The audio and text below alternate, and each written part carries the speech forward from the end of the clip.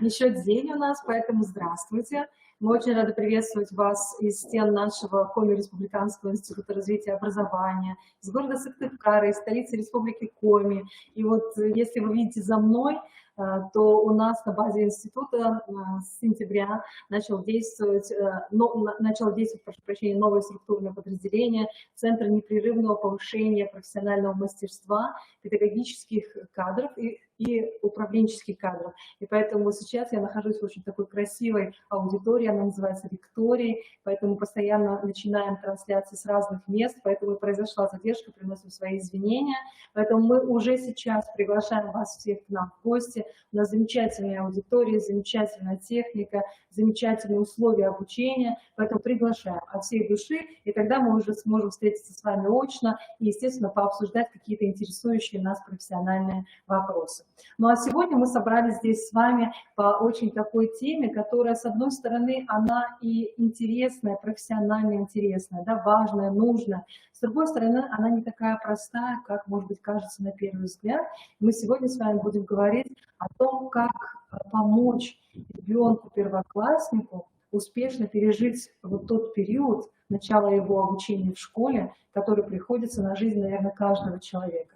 И мы специально пригласили вас, и мы вас очень благодарим за то, что вы откликнулись на наше приглашение, для того, чтобы поучаствовать в этом профессиональном разговоре, потому что мы сегодня с вами будем смотреть, слушать, вникать именно с позиции двух участников образовательного процесса, то есть это с позиции педагога-психолога, то есть как он видит, какой должна быть успешная адаптация ребенка в школе, и в школе в том числе. И, соответственно, вторая позиция – это позиция учителя начальных классов. То есть как вот этот профессионал тоже видит адаптацию ребенка к условиям обучения. Поэтому я думаю, что разговор у нас получится очень интересный, поскольку с коллегами мы уже сотрудничаем достаточно давно. И, уважаемые коллеги, кто сейчас участвует у нас в семинаре, мы будем приветствовать ваши вопросы, все вопросы, которые у вас будут возникать. Не стесняйтесь, пишите их в чате. Если кто стесняется писать в чате, есть у нас вкладка «Вопросы», вы можете задавать все свои вопросы. Главное, чтобы сегодня на семинаре вы не ушли без ответов на те вопросы, с которыми вы на него пришли. Потому что мне кажется, самое важное – это всегда в нужный момент и в нужное время услышать то, что очень важно для тебя самого. Поэтому я предлагаю наше мероприятие начать.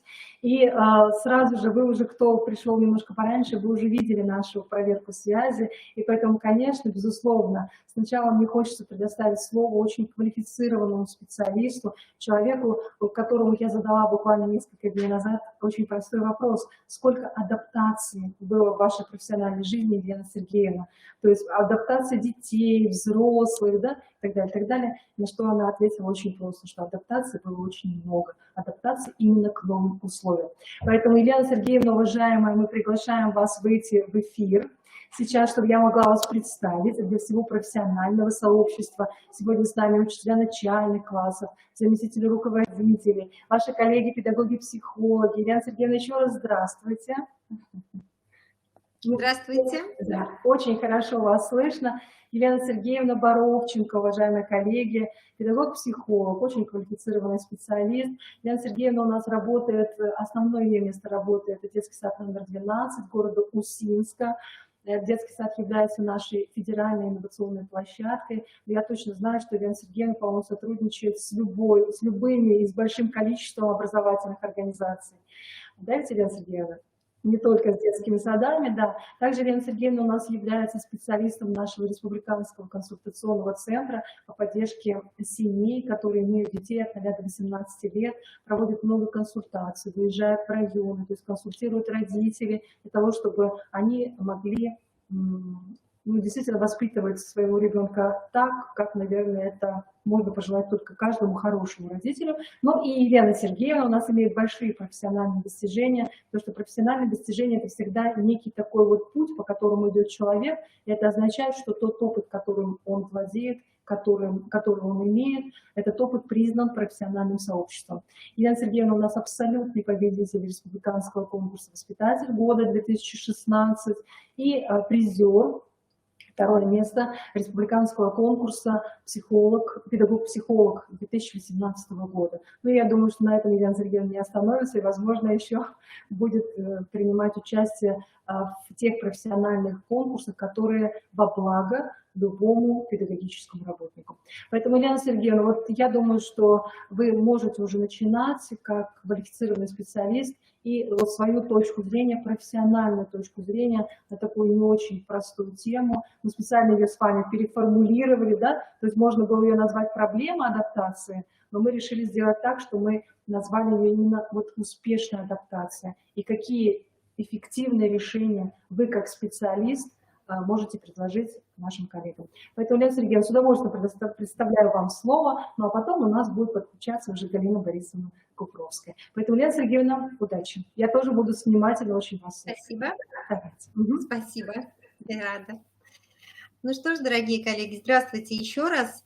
По поводу адаптации Татьяна Валерьяновна абсолютно права. Дело в том, что каждый человек на протяжении своей жизни проходит не одну адаптацию.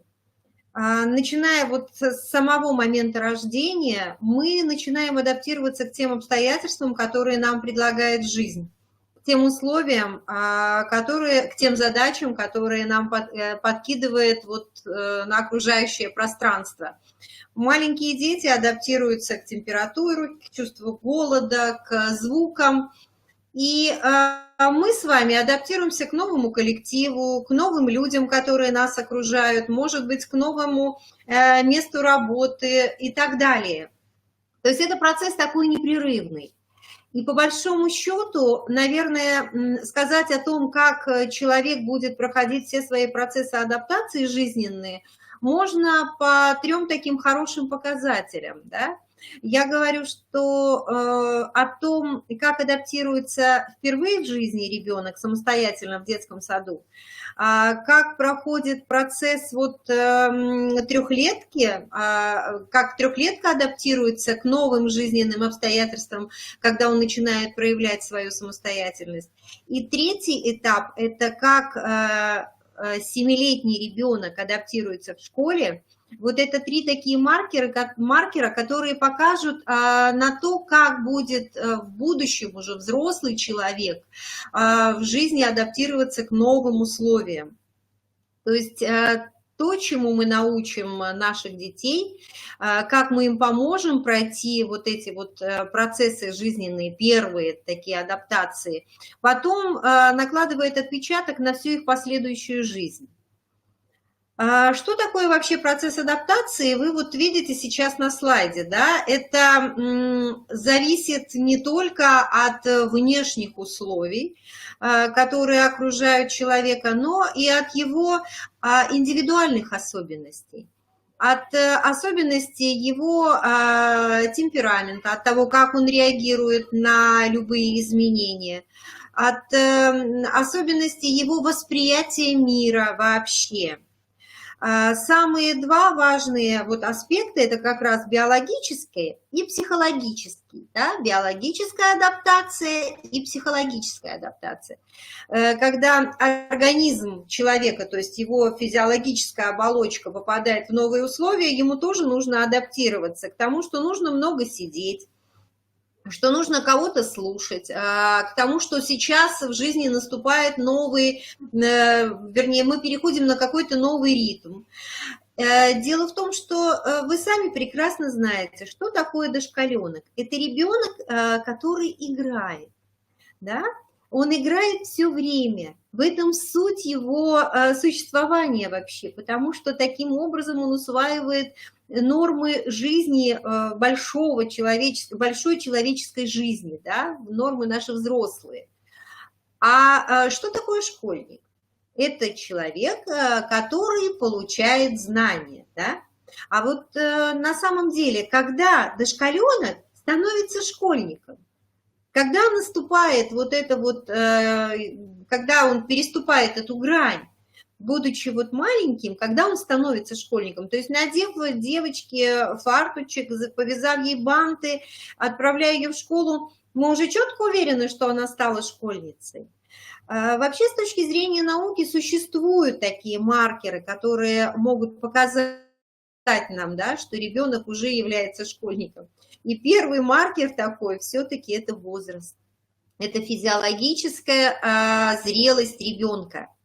Ребенок должен физиологически быть готовым к школе. Почему я, не скажу, что уговариваю, но я предупреждаю всегда родителей заранее, что если вы отдаете ребенка в школу, когда ему 6,5 лет, когда ему еще нет 7 лет на 1 сентября, вы попадаете в некую зону риска.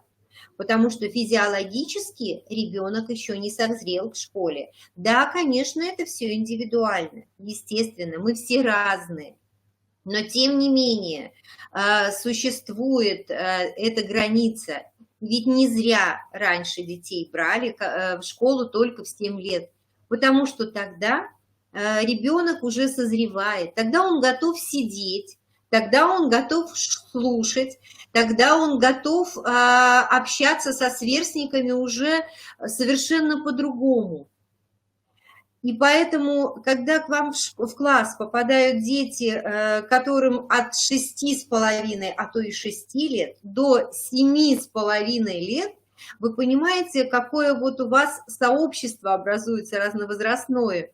Кто-то из этих детей уже готов сидеть 25 минут, да, там 30-40 минут они еще не просидят даже в 8 лет.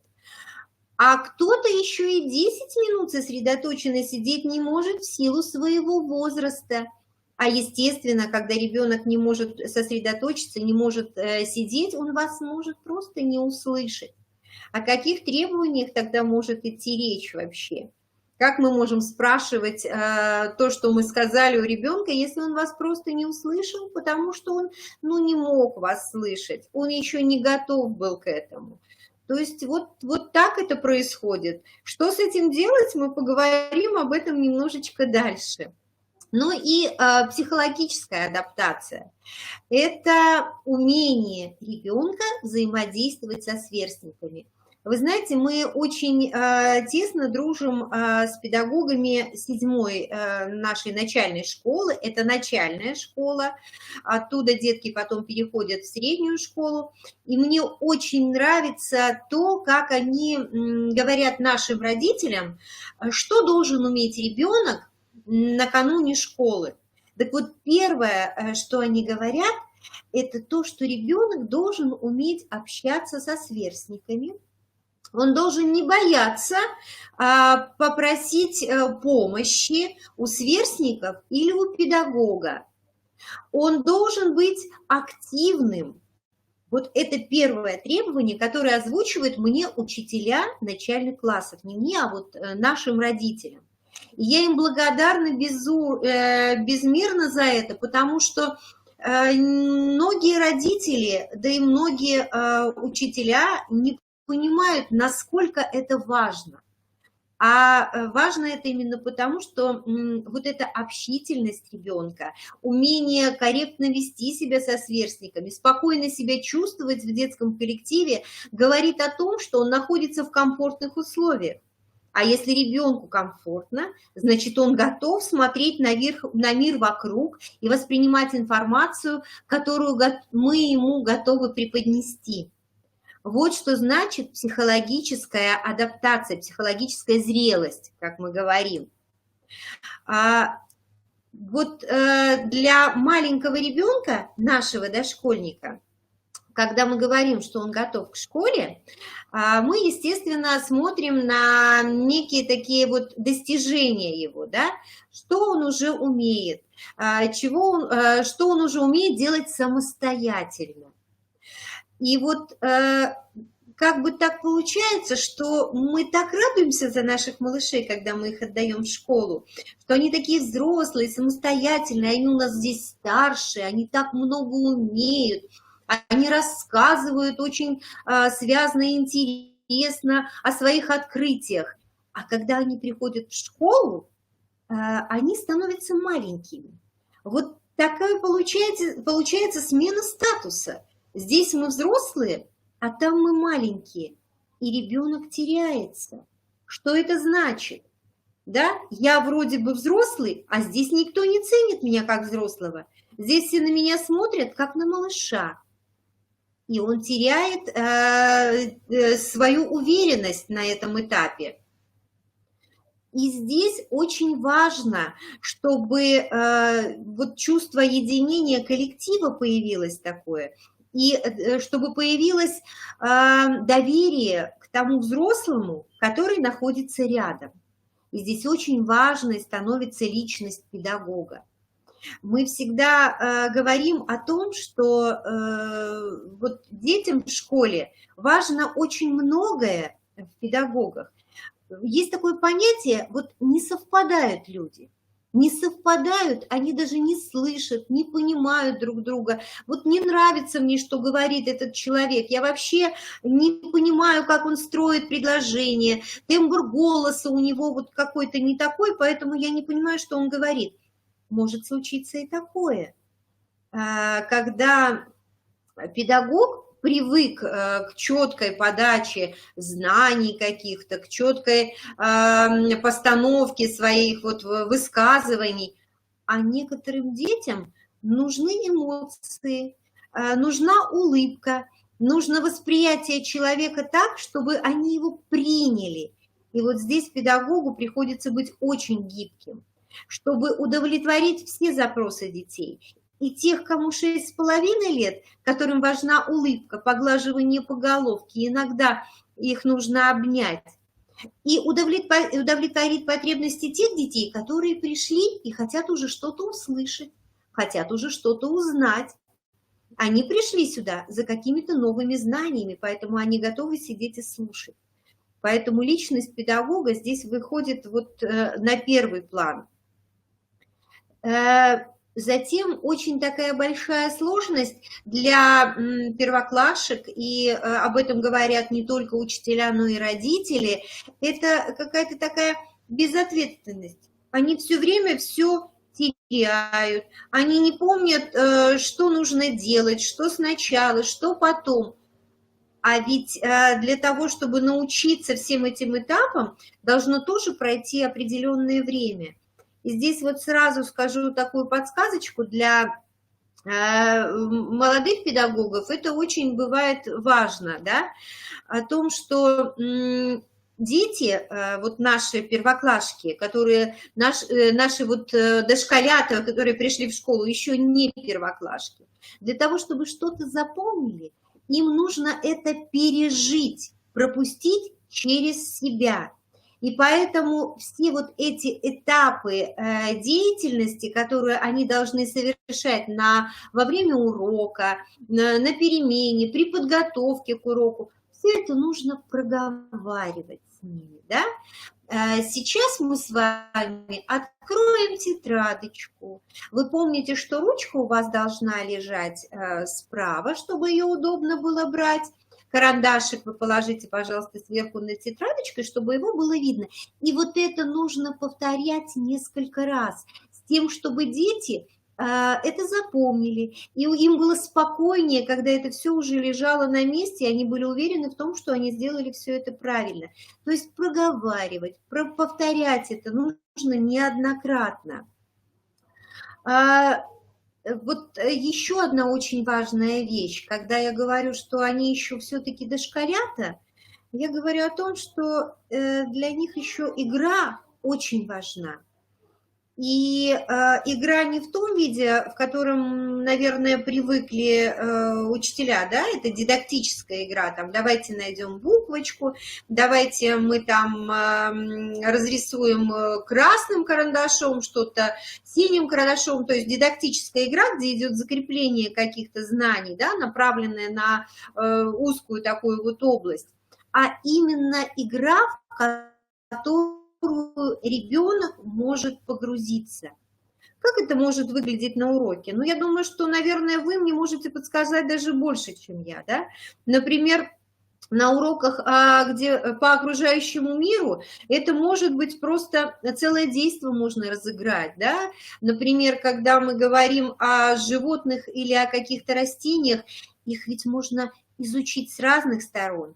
Можно вжиться в роль этих животных или растений. Например, когда мы говорим о том, как животные готовятся к зиме, можно ведь взять на себя роль того или иного животного и рассказать о том, как я готовлюсь к зиме.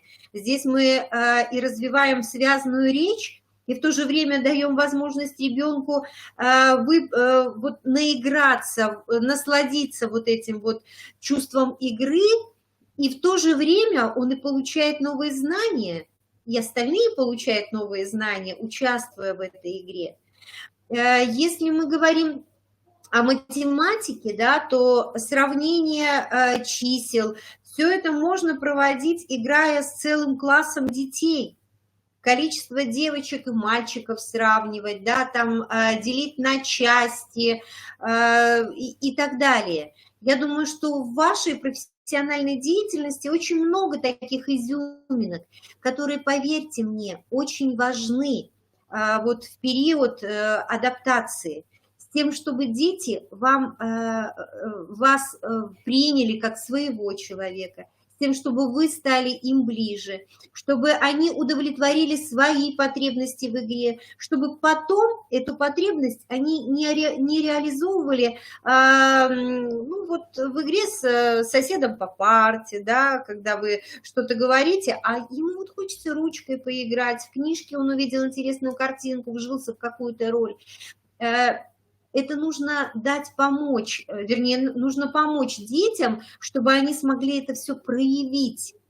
И тогда вам будет легче, и детям будет легче, потому что они свою потребность удовлетворили, они будут чувствовать себя спокойнее.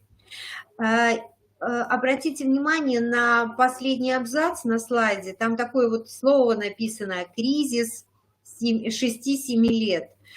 Дело в том, что по последним данным, да, вот, которые публикуются в последних вот изданиях психологических, если раньше дети переживали кризис 7 лет до школы, то есть они шли в школу, пережив уже вот этот вот кризис самостоятельности, взрослости, самости, то сейчас он немножечко запаздывает, потому что у нынешних детей очень мало социальных связей, они очень мало общаются сейчас с различными сверстниками, с различными группами детей, и поэтому кризис немножечко запаздывает.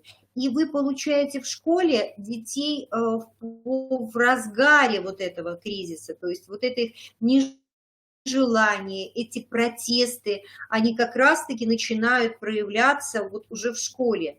Если еще каких-то лет 5-7 назад мы это переживали в детском саду, благополучно отдавали в школу детей, которые уже себя осознали, которые себя уже поняли, то в настоящее время детки приходят в школу вот в самом разгаре этого кризиса. И очень важно понимать педагогам, которые работают с этими детьми, что если вы будете давить на детей, давить на их личности, то выплеснется это потом в самый неожиданный момент. То есть кто-то из детей будет протестовать дальше, и будет нарушать дисциплину, где-то будет с родителями воевать, не будет выполнять там ваши какие-то поручения. А кто-то из детей, казалось бы, согласившись с вашим давлением, то есть прогнувшись под ваши требования, выплеснет все это потом, лет в 10, когда наступит новый кризис. Он будет протестовать против педагогов, которые не дали ему раскрыться, не дали ребенку самоутвердиться, осознать себя, свое «я». Поэтому вот здесь нужно быть очень осторожным, потому что кризис 7 лет – это кризис взросления, именно кризис, когда ребенок становится взрослым и считает себя взрослым и самостоятельным. И если мы его подавим, то когда мы будем говорить об ответственности, а дети этого не будут делать, это наша вина. Мы не дали возможности детям осознать себя, стать самостоятельными. Мы за них все решили. Мы дали им понять, что за них будут все решать взрослыми. взрослые. Вот это как раз то, о чем я и говорила.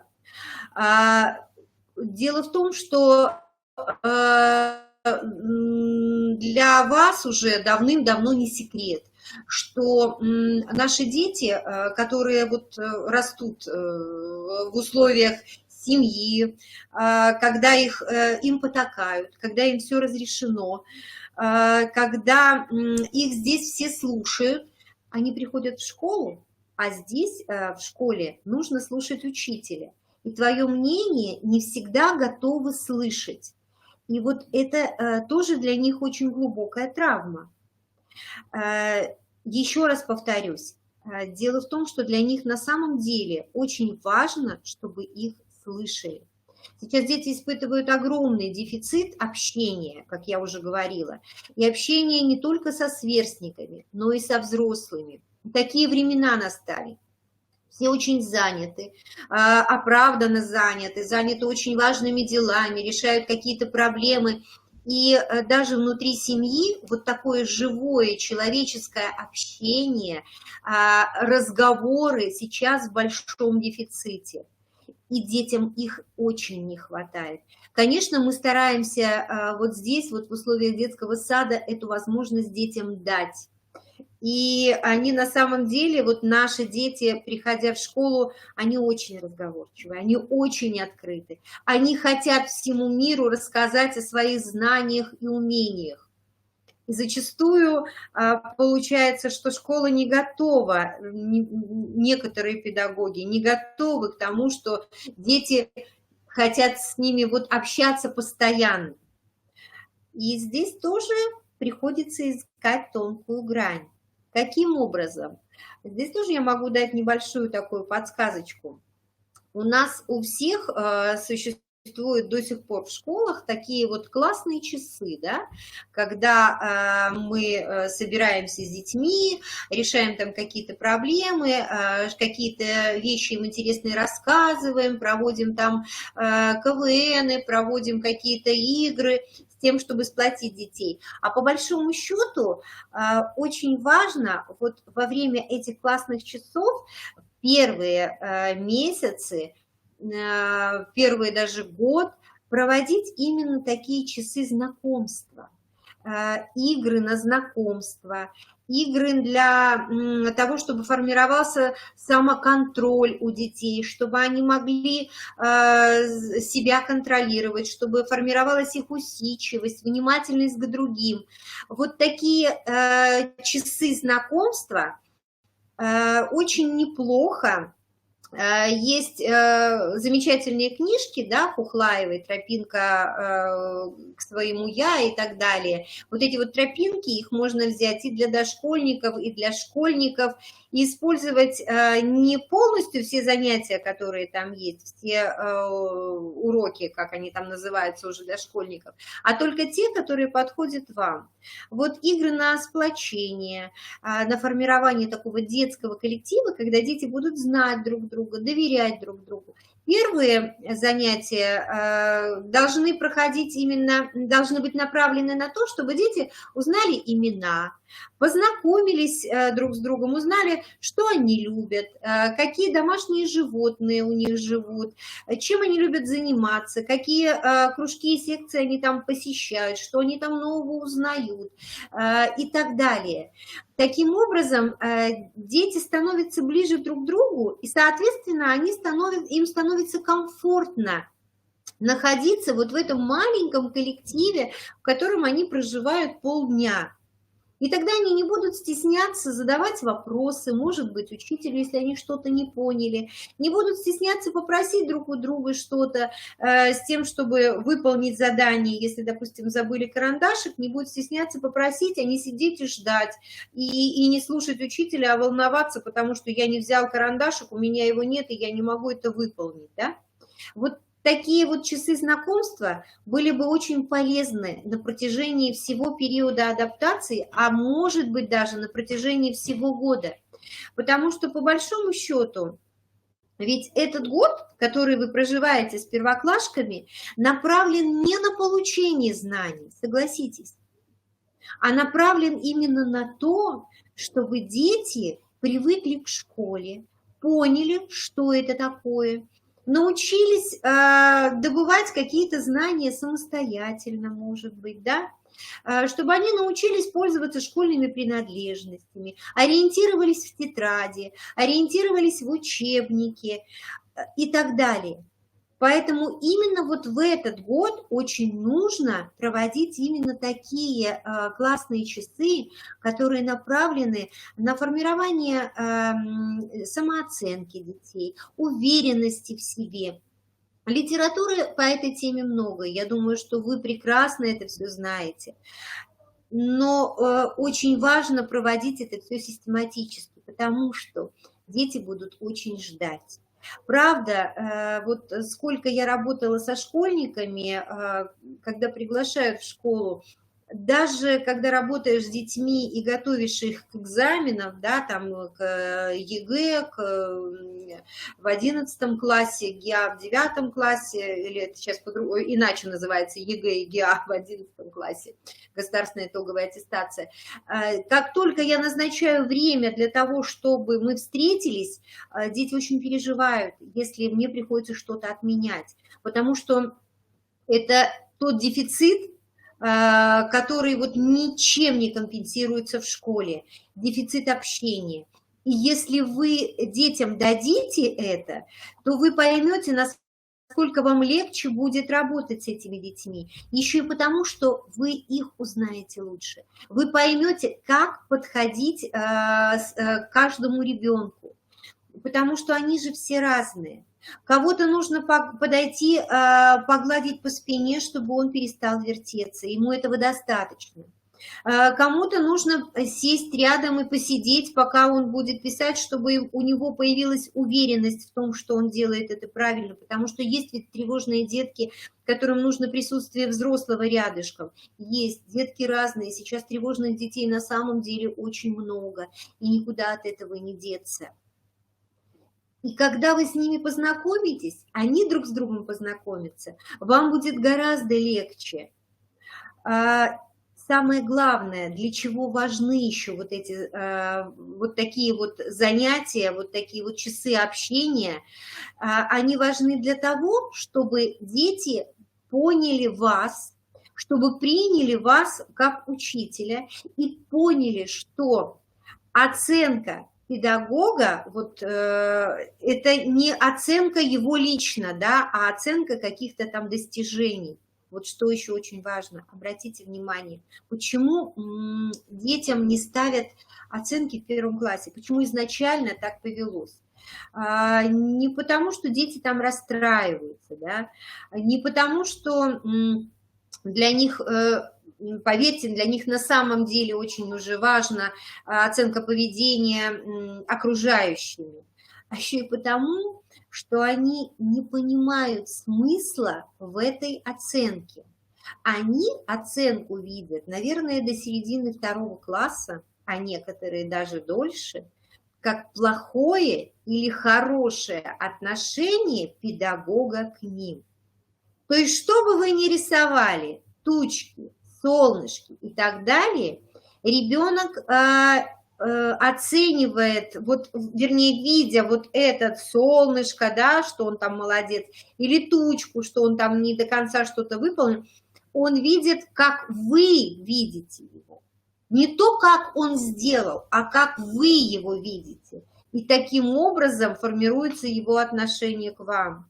Именно поэтому, когда родители требуют оценки в 1 классе, да, вот мы, психологи, протестуем еще и потому, что на самом деле таким образом вот это вот начало формирования взаимоотношения учителя и ребенка, очень важный этап, может быть омрачен именно вот такими оценками.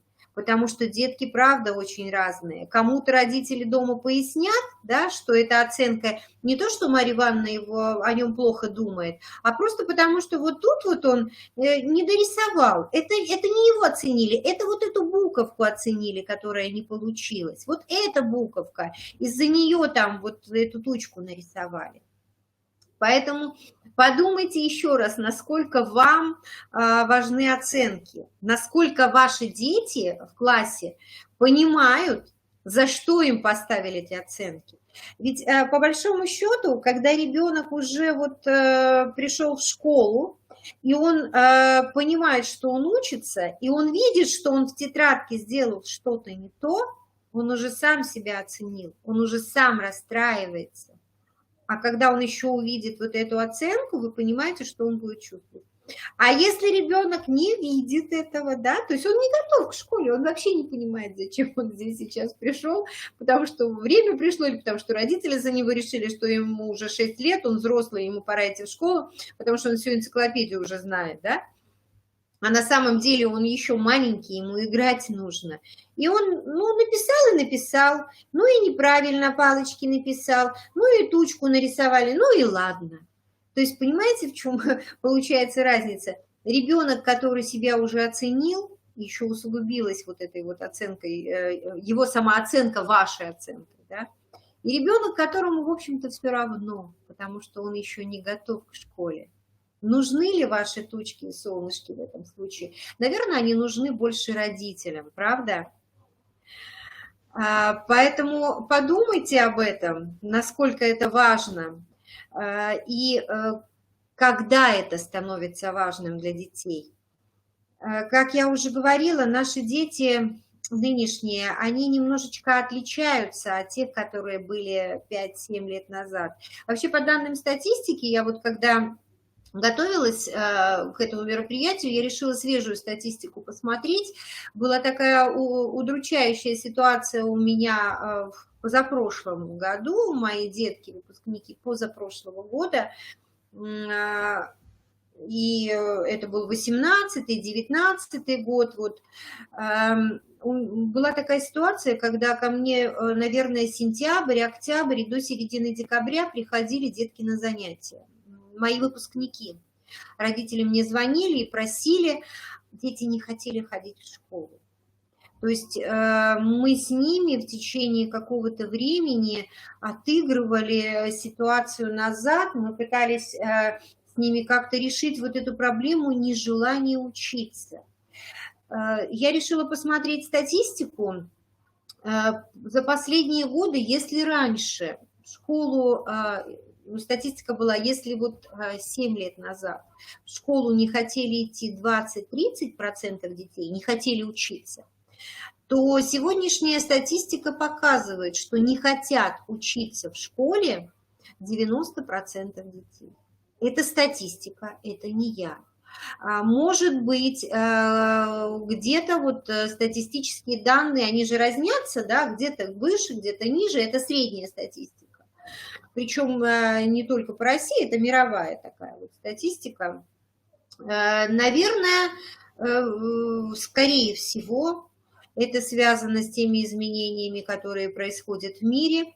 Это связано с тем, что мир окружающий меняется гораздо быстрее, чем система образования. И, наверное, надо что-то нам с вами делать. И об этом надо думать. Вот чем же отличаются наши дети, поколение Z, сейчас уже вообще считают, что это нынешнее поколение уже альфа, это вот как-то растет, да? Чем они отличаются от тех детей, которые были еще лет 5 назад? На самом деле наши семилетки, как я уже сказала, они еще не зрелые.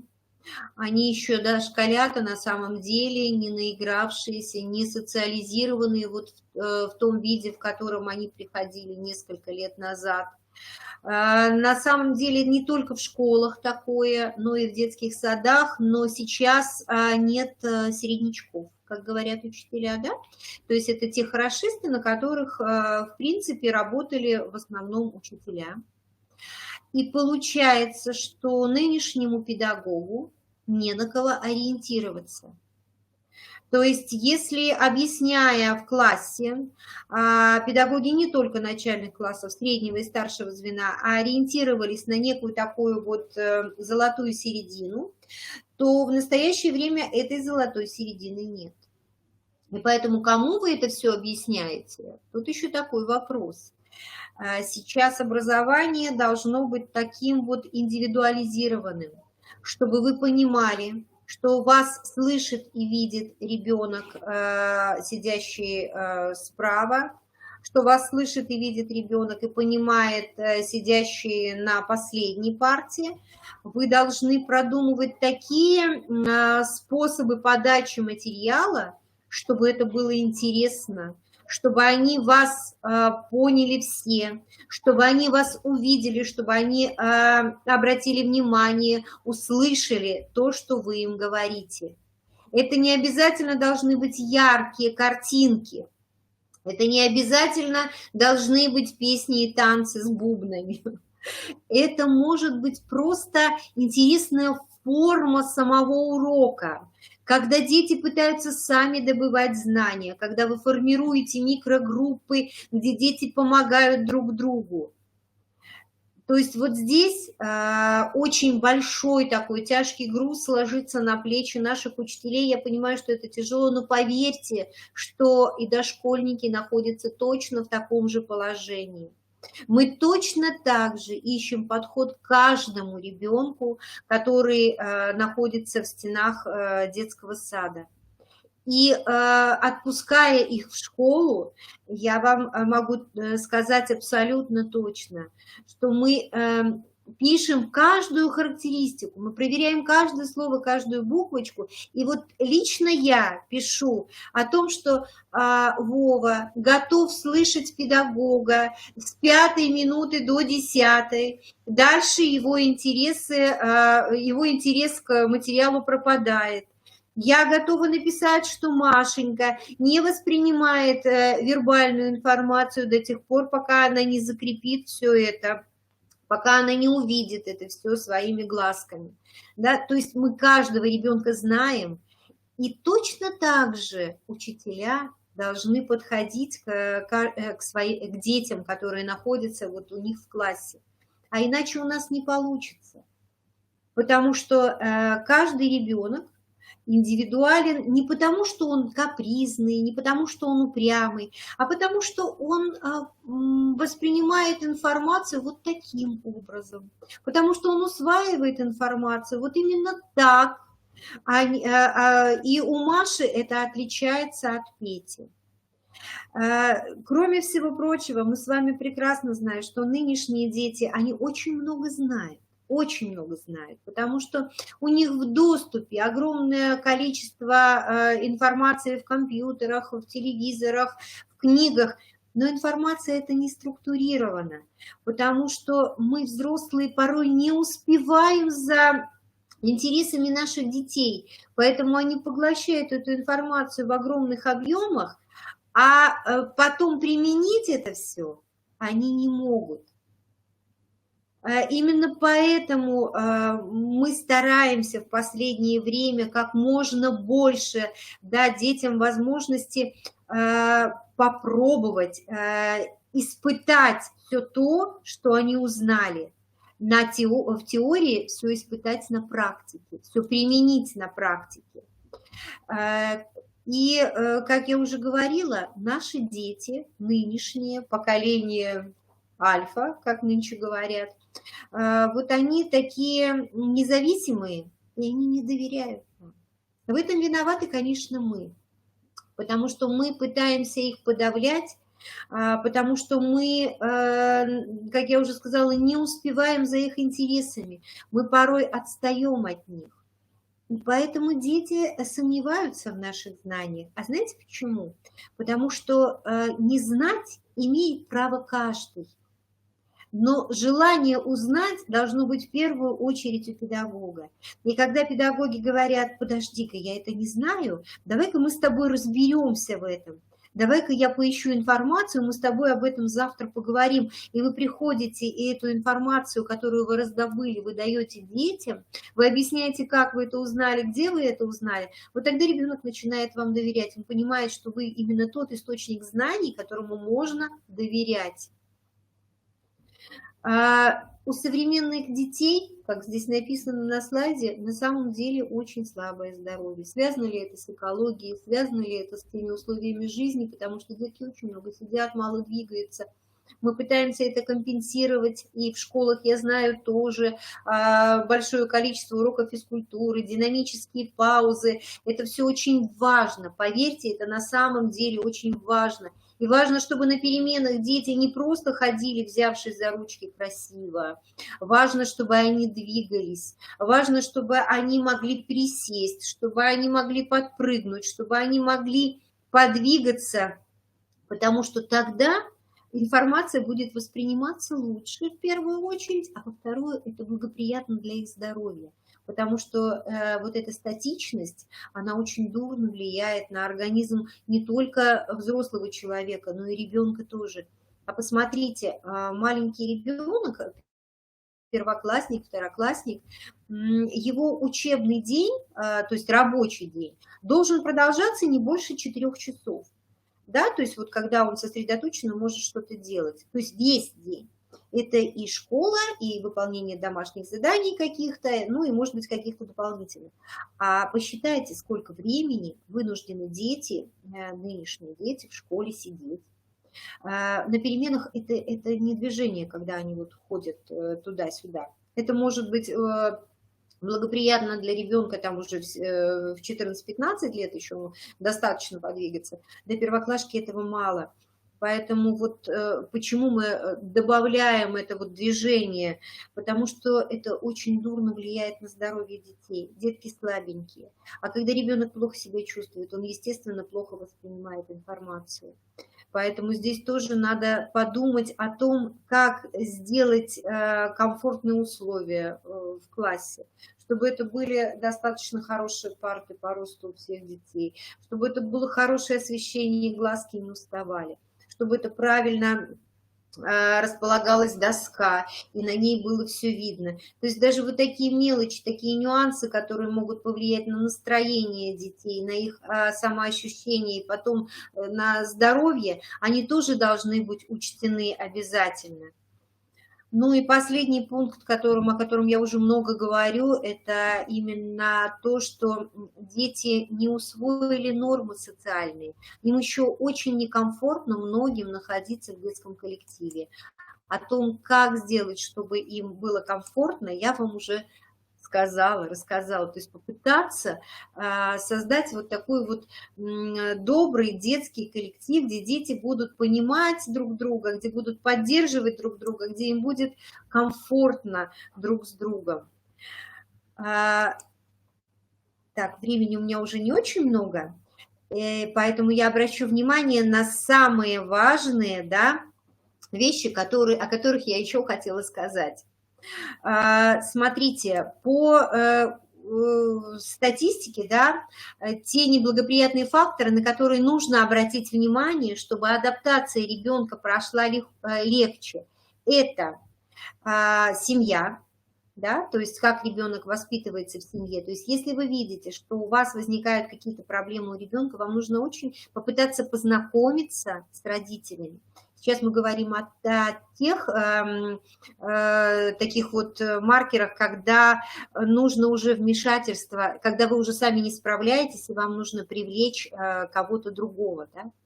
Это когда вы видите, что проблемы у ребенка в поведении какие-то, когда вы видите, что у вас усложняется адаптация, что бы вы ни делали, какие бы вы усилия ни предпринимали, вам нужно очень нужно познакомиться с семьей, чтобы понять, какие методы воспитания есть в этой семье, чем могут вам помочь родители, чем вы им можете помочь в этом случае.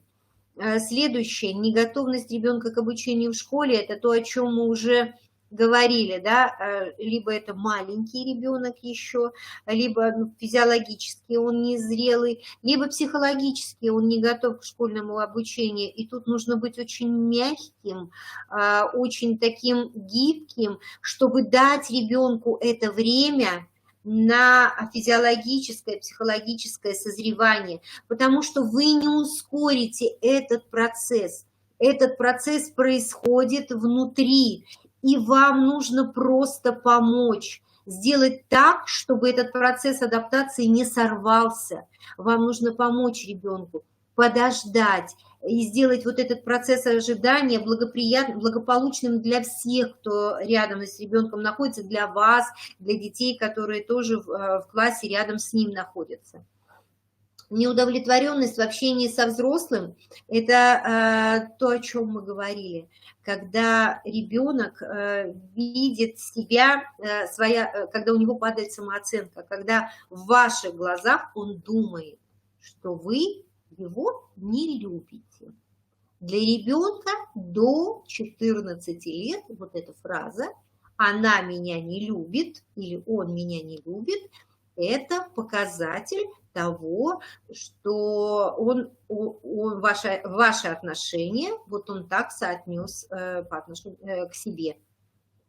То есть, если в ваших глазах он видит нелюбовь с его точки зрения, соответственно, это дискомфорт, это усложнение вот этого процесса адаптации. Вам нужно подумать, что конкретно вы делаете не так в отношении этого ребенка, еще раз повторюсь. Ну и следующие факторы, которые вы прекрасно знаете, они всегда существовали, то есть это неблагополучные семьи, которые тоже, вот эти факторы очень влияют на адаптацию детей. И я понимаю, что с этим все равно нужно работать, но эта система работы, она уже отлажена. С такими семьями работают, как правило, вся школа, да, это и социальный педагог и так далее. Обратите внимание, я специально написала вот такую вещь, чтобы вы понимали, что такое процесс адаптации для детей первоклашек. Вот процесс адаптации происходит по три этапа. Да? Это ориентировочный этап, когда дети привыкают к тем условиям, в которых они находятся. Второй этап – это такое неустойчивое приспособление, то есть как бы вот они уже понимают, что это школа, что здесь какие-то есть правила, которые надо будет соблюдать. Правила еще не усвоены, но они понимают, что они вот есть, и их надо будет соблюдать. И что здесь вот есть эта учительница, которая нам рассказывает все, к которой можно подойти, она меня погладит по головке, это хорошая тетя, я ей могу доверять. То есть мы пока еще только вот привыкаем друг к другу.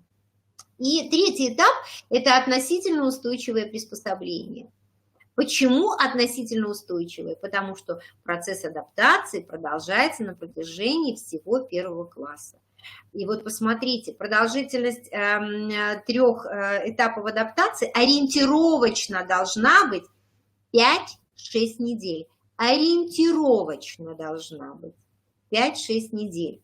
И вот внизу у меня написано, да, это вот данные по исследованиям, такие 10-15 октября, как правило, вот первая группа детей уже адаптируется вроде бы, но в этот период происходят такие всплески, то есть дети устают. Дети устают от правил. Дети устают от вот этого большого коллектива детей, от того, что нужно каждое утро вставать и идти, и это уже не изменить. Они начинают понимать, что это не изменить, что это будет ежедневно. И 10-15 октября ориентировочно у многих детей происходят срывы. Какие это срывы? У кого-то это могут быть нарушения дисциплины, у кого-то это ухудшение здоровья, то есть детки начинают болеть к этому периоду. И следующий период протестный – это декабрь. Почему декабрь? Потому что организм зимой вообще вот в таком состоянии сонном находится, а когда детей, еще не привыкших первоклассников, начинают заставлять что-то делать, у них возникает вот такой вот тоже протест. И вот в эти периоды вам нужно быть особенно такими гибкими, особенно внимательными к тем детям, у которых процесс адаптации проходит сложно, или те дети, которые вызывают у вас какие-то опасения. Обратите внимание, пожалуйста, потому что накануне, вот у нас декабрь скоро будет, и у нас детки будут уставать. И пересмотрите, пожалуйста, свои вот стереотипы в общении с детьми. Дайте возможность детям в декабре насладиться волшебством, которое их ожидает.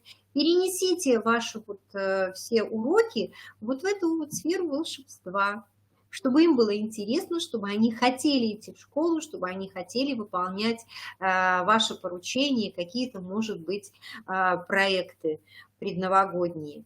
Вообще физиологическая адаптация происходит у детей не ранее, чем через 6-8 недель, не ранее. Поэтому о том, что адаптировались дети или нет, еще говорить очень рано.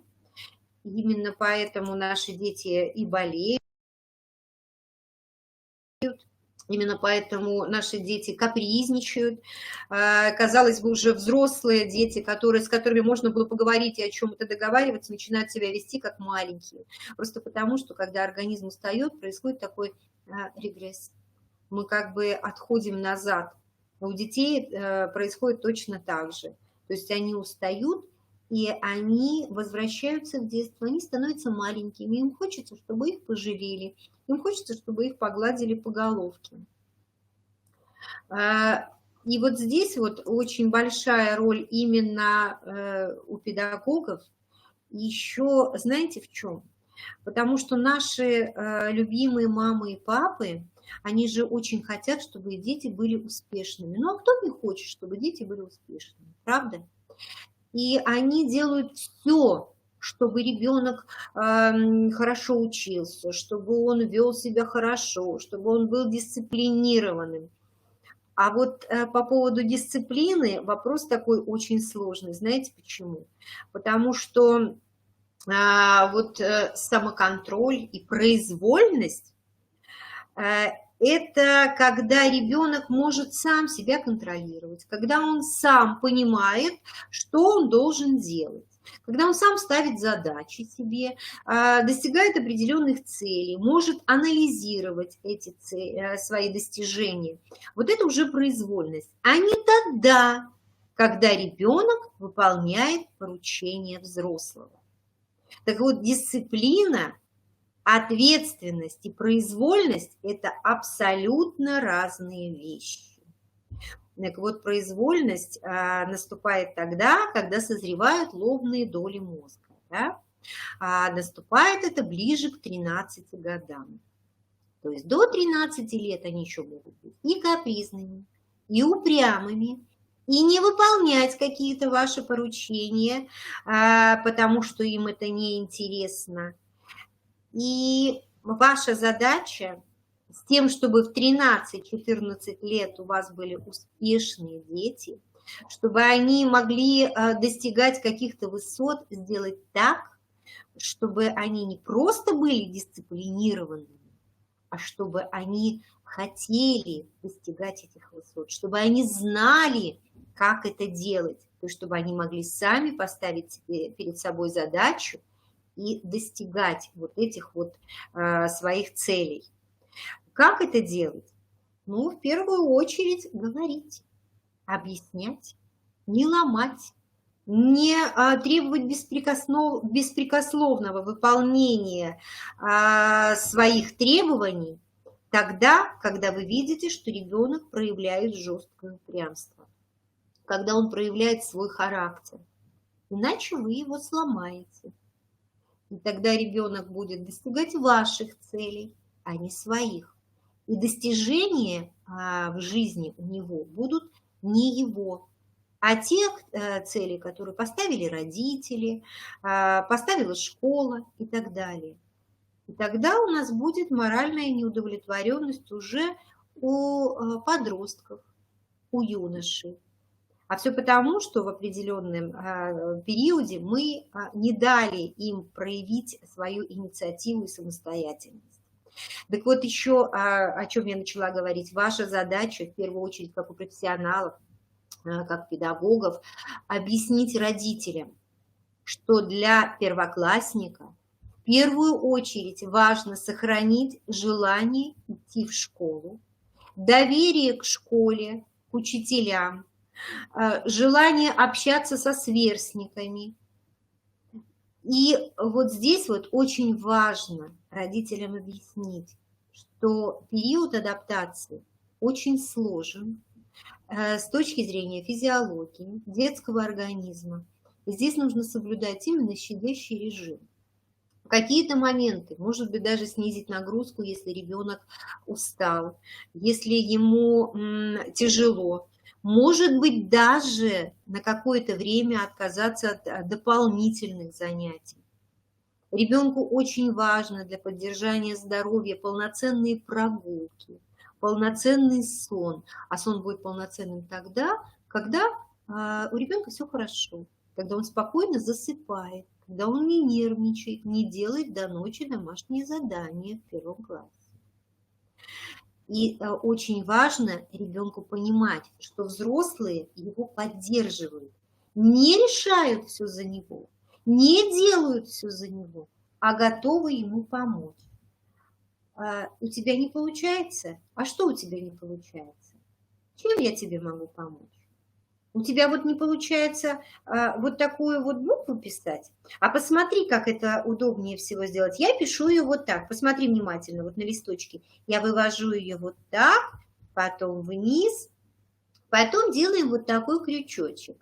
Давай мы с тобой попробуем сначала вот эту галочку нарисовать. То есть дать ребенку понимание того, что взрослые готовы его поддержать, и тогда у него все получится. Вот это очень важно. И не бояться взрослым, так же, как и детям, просить помощи. Когда нужно просить помощи? Именно тогда, когда вы понимаете, что вы испробовали уже все способы, но у вас не получается. У кого мы просим помощи? Ну, у тех, кто заинтересован в том, чтобы ребенку помочь. Да? То есть сесть вместе с родителями, со школьным психологом, может быть, с педагогом, которому вы доверяете, который может вам что-то подсказать. Сесть и просто поговорить. Чем еще можно помочь этому ребенку? И обратите внимание, что наши дети не хотят идти в школу не потому, что они, может быть, все знают, не потому, что они все умеют, а потому что нам нужно на них посмотреть, на каждого индивидуально.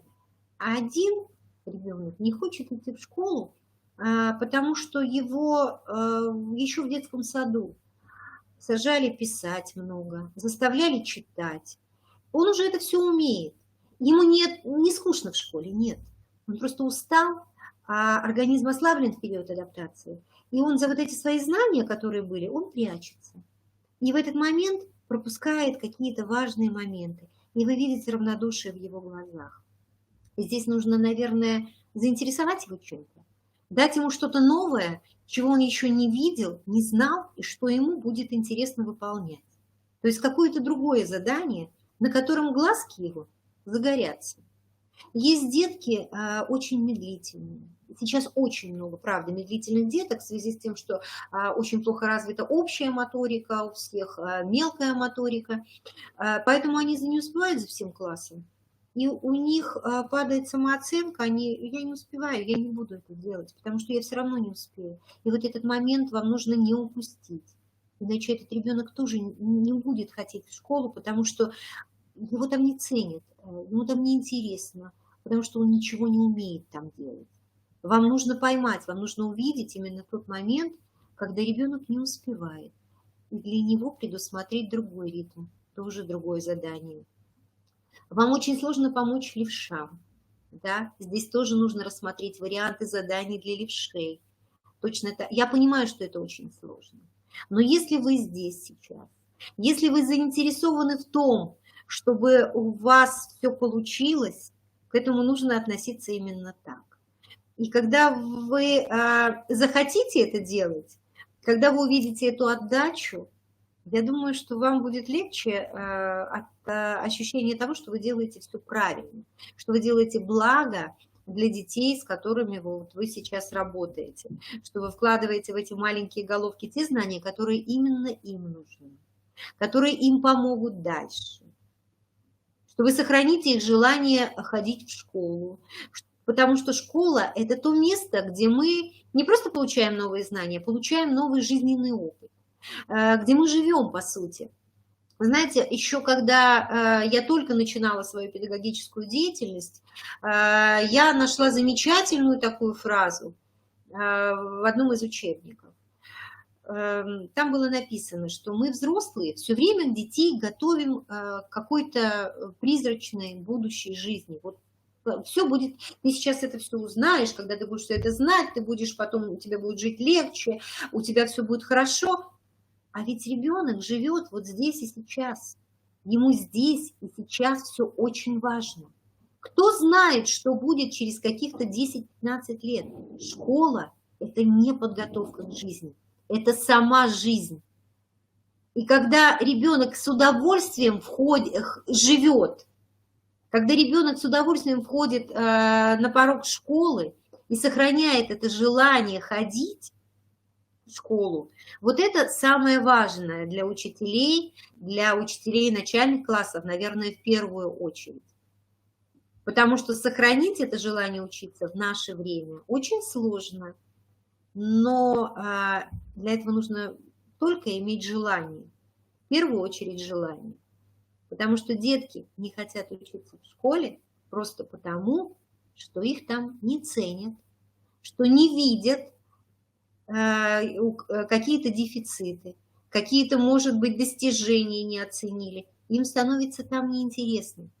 Потому что в первом классе, точно так же, как и в 9, 10, 11 классе, для детей на первом плане не знание, а общение. Поэтому вам нужно быть очень внимательными. Вам в первую очередь надо быть настроенными на то, что вот в этот адаптационный период ваша задача раскрыть потенциал детей, увидеть то, что в них уже заложено. И вот на этом вы потом можете строить уже свою дальнейшую работу. Я готова ответить на вопросы, которые, может быть, возникли у коллег. Хорошо, Елена Сергеевна, спасибо вам огромное. Подписываюсь под каждым вашим словом, потому что все то, о чем вы говорили, это, безусловно, очень и очень важно. И мне кажется, вам очень хорошо удалось расставить акценты. И, в принципе, самое главное, потому что мы всегда ищем, что кто-то виноват в том, что вот так происходит. Да?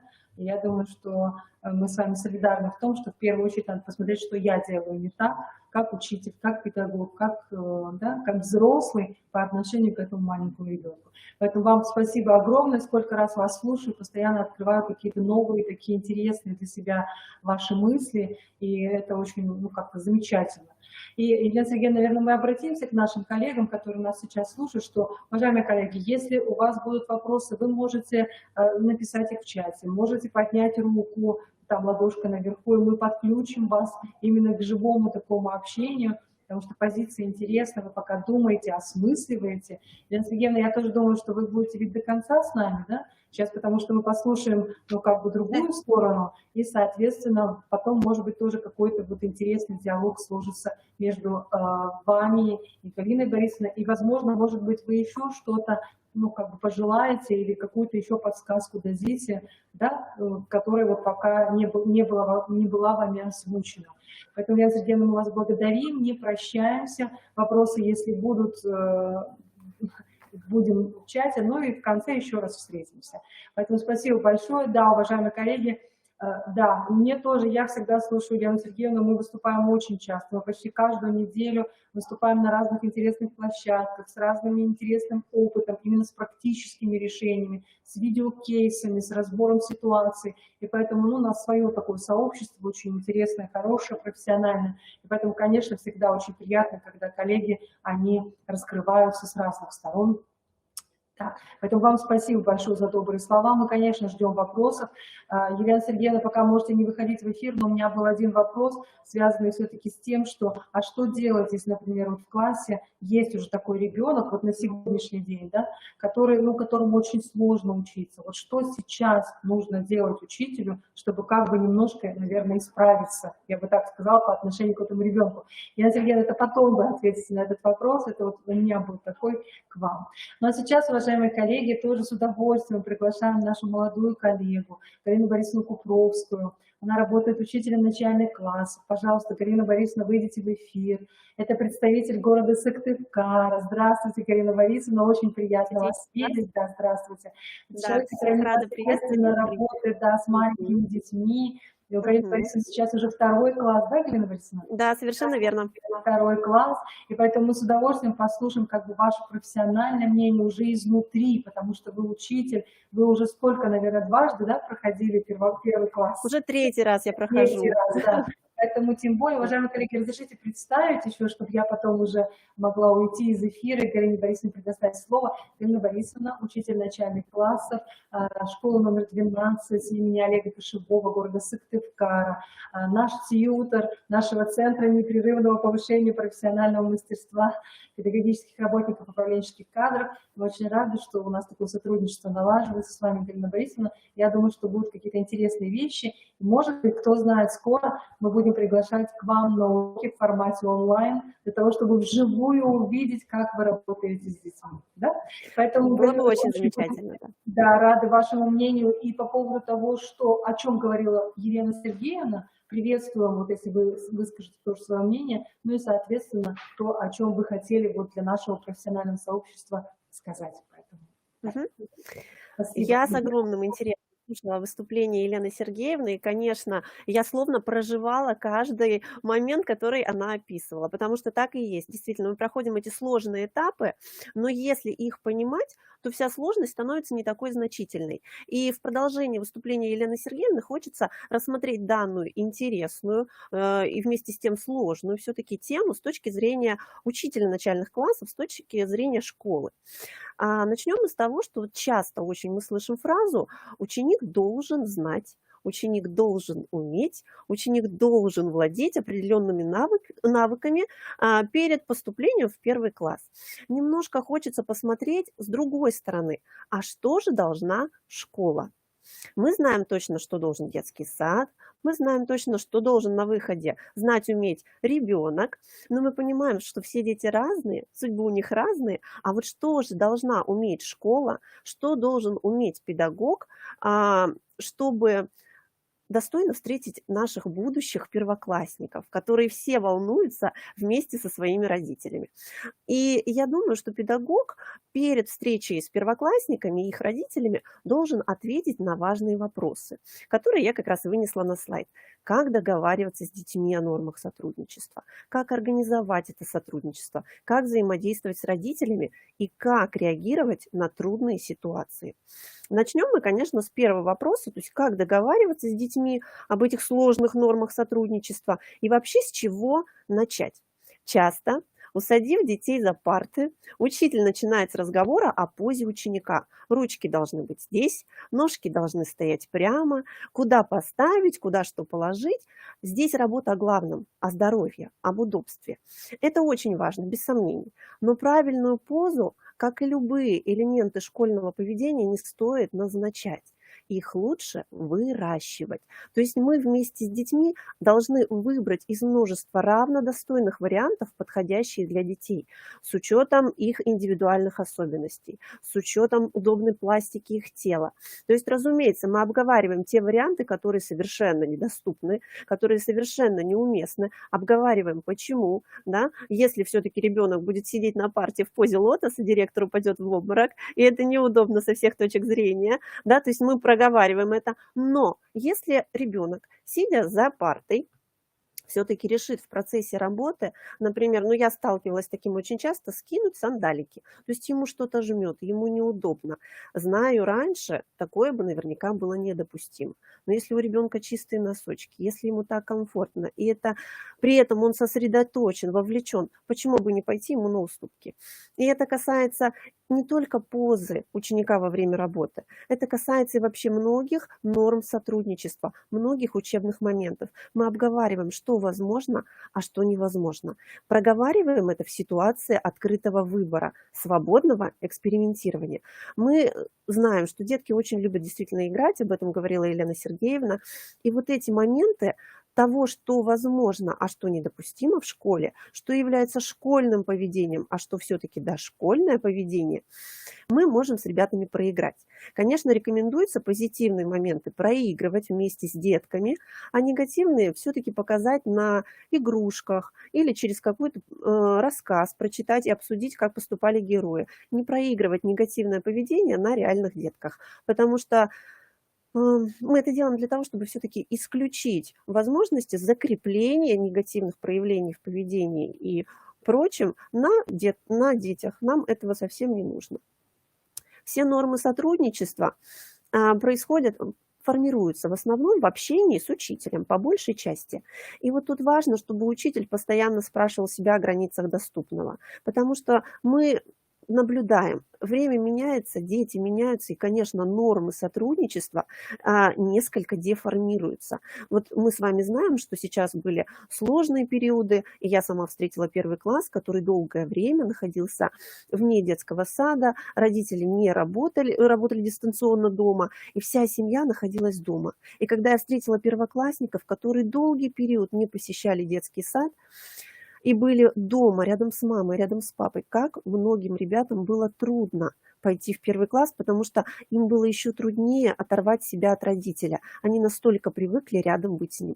И хоть я знала, что есть правила, родители провожают детей, а дальше детки сами идут в класс и сами готовятся к уроку, если ребенок испытывает большие трудности, ему очень сложно, он очень расстраивается, отделяя себя от родителя, почему бы не разрешить ему дойти до класса за ручку с мамой или с папой, или с тем, кто его проводил? Почему бы не разрешить согласие администрации поприсутствовать родителю или близкому ему человеку на первых-вторых уроках? То есть где-то мы можем пойти на уступки и выстраивать не очень жесткие границы. Вы успеете научить всем нормам, всем требованиям. За время начальной школы у вас будет очень много времени, постепенно. То есть главное нам выстроить нормальные условия, в которых будет комфортно ученику, и постепенно его приводить к тому статусу вот как раз настоящего ученика. Мы постоянно ведем диалог с ребенком. Какое поведение мы относим к дошкольному, а какое поведение мы относим к школьному. И ребенок должен сам понимать. То есть да, он, допустим, сейчас выкрикнул на уроке. Да, он поступил еще как дошколенок, но осознавая это, он все равно будет стремиться двигаться к школьному поведению, потому что все детки очень хотят скорее стать взрослыми, очень хотят скорее стать настоящими учениками. И вот этот процесс они проживают, ничего страшного в этом нет. Также в общении с учителем мы, конечно, выстраиваем коммуникативные каналы. И выстраивая эти каналы, надо сразу планировать работу масштабно. То есть мы включаем элементы культурного слушания в масштабном размере. То есть мы, конечно, очень хотим, чтобы ученик относил каждое слово учителя к себе лично, чтобы он пытался найти ответы на наши вопросы, чтобы он сдерживался от импульсивного желания ответить сразу, быть внимательным, ему нужно к тому же, к высказыванию своих одноклассников. То есть это очень большие у нас цели. И мы медленно, но верно к ним двигаемся. Каким образом? Вообще мы должны понимать, что каждый из этих элементов мы формируем отдельно, постепенно. И в этом нам очень поможет парная и групповая работа. Часто педагоги в первом классе боятся включать такие виды работ, потому что очень сложно посадить детей, чтобы они слушали внимательно. А если мы еще и привлекаем их к общению друг с другом, то, кажется, совсем станет шумно, и мы их потеряем. Но на самом деле нет. Вы представьте, ребенок приходит в первый класс, он сидит за партой и в диалоге с учителем. И вот когда он выполняет только индивидуальную работу в диалоге с учителем, считается, что он чувствует себя несколько одиноко, несколько небезопасно. Ему вроде страшно, он как будто бы один в поле воин и должен справиться со всеми заданиями. И вот выйти из этого закрепощенного состояния нам как раз помогает переключение на парную и групповую работу. В таком случае мы обязательно, конечно, ребят, знакомим с этими видами работ и знакомим с правилами общения в паре и в группах. Да? То есть каким образом? Как должен говорить? Сначала должен говорить один, другой его слушает, потом должен говорить другой, первый его слушает. Также и касается работы в группе. Все работают на один результат. Свое несогласие высказываем вежливо. Да, первое время ребятам очень трудно, но со временем они привыкают к этому. Зато в этих микрогруппах, в паре, дети чувствуют себя более раскрепощенно. Они не боятся высказаться там, а значит, потом не боятся высказать свою точку зрения всему классу и учителю. Конечно, мы понимаем, что в каждом классе есть детки, которые испытывают большие трудности с общением, в плане стесняются, боятся ответить, никогда не поднимают руку, панически реагируют на вызов к доске. Как быть в такой ситуации? Не надо приглашать их первое время тогда к доске в одиночку, не надо их загонять в эту стрессовую ситуацию. Пусть себе выберут надежных товарищей и выходят к доске вдвоем, втроем. Любую работу можно организовать таким образом. Можно дать стихотворение, допустим, не одному ученику, а вот чтобы он выучил его в паре с кем-то. Если короткие, например, виды работ, такие как загадку прочитать, да можно вообще вызвать всю колонку учащихся, они выстраиваются бодрым рядом и не боятся прочитать свою загадку, потому что он не один у доски стоит, их много. И постепенно вместе они начинают отвечать, и постепенно этот страх отступает. Они понимают, что ничего страшного не происходит. Они понимают, что рядом товарищи, которые также через это проходят, рядом учитель, который всегда поддержит. В процессе парной, в процессе групповой работы шумновато, несомненно. Но если прислушаться, о чем говорят дети, то сердце учителя не может не возрадоваться, потому что говорят они как раз об учебных вопросах. Они обсуждают вопрос, который вы им дали для обсуждения. И в процессе групповой парной работы я бы рекомендовала учителям проходить и прислушиваться, что говорят учащиеся в группах. И позитивные проявления работы в группах обязательно выносить для обсуждения. То есть, да, посмотрите, как интересно высказал свою точку зрения, например, Петя. Посмотрите, как замечательно пришли к единому мнению ребята в этой группе. И на фоне таких позитивных проявлений остальные ребята тоже понимают, как нужно действовать в таких ситуациях. Негативные проявления мы не обсуждаем на примере групп. В первом классе в период адаптации не нужно этого делать. Можно их проиграть, опять-таки, на игрушках, на героях сказочных, да, то есть вот герой поступил в обсуждение, работал в команде и вот высказался так, правильно, неправильно. Он хотел, чтобы учитывали только его мнение, правильно, неправильно. Ребята будут высказывать, они обязательно увидят со стороны, как действовать нужно, как действовать не нужно. Кроме того, в продолжении формирования коммуникативных каналов мы должны, конечно, поговорить о том, как приучить детей, как научить детей останавливать разговор. Потому что когда у ребят начинается бурное обсуждение какой-либо деятельности, остановить эту деятельность бывает очень трудно. И вот в работах групповых, парных, и для того, чтобы остановить такую шумную работу и приступить к обсуждению, нам на помощь идут символы, знаки, жесты. То есть, например, если мы работаем в паре, и пара закончила свою работу, им не нужно об этом сообщать очень шумно. Ребята в паре могут взяться за ручки и поднять над собой домик вместе в паре. Это замечательно нам покажет, что пара уже готова. Таким образом мы проговариваем, что у нас один домик, второй, у нас маленькая деревушка. Когда парочки поднимают все, весь класс готов ответить, то у нас большой город. То есть мы это и в игровой форме обсудили, и без лишних разговоров мы увидели, что все ребята в парах закончили свою работу. Что касается в группе, также ребята могут взяться все за ручки и поднять все ручки вместе. И мы сразу видим, что группа свою работу закончила. Что касается шума. Вообще на самом деле вопрос очень важный. Регулировать шум очень важно с той точки зрения, что ребята в силу своих, пока еще в силу своего возраста, порой не могут регулировать свое внимание. И некоторые ребята не могут его выключить. То есть они перегорают к концу дня, они устают к концу дня, а некоторые не могут его включить. И вот в этом числе нужны как раз-таки сигналы, жесты и некоторые условные обозначения. Какую игру можно использовать? То есть мы можем представить, что мы все, например, пчелки, и все дети в своей работе, перелетая с цветочка на цветочек, жужжат. То есть они создают такой средний уровень шума, жужжат.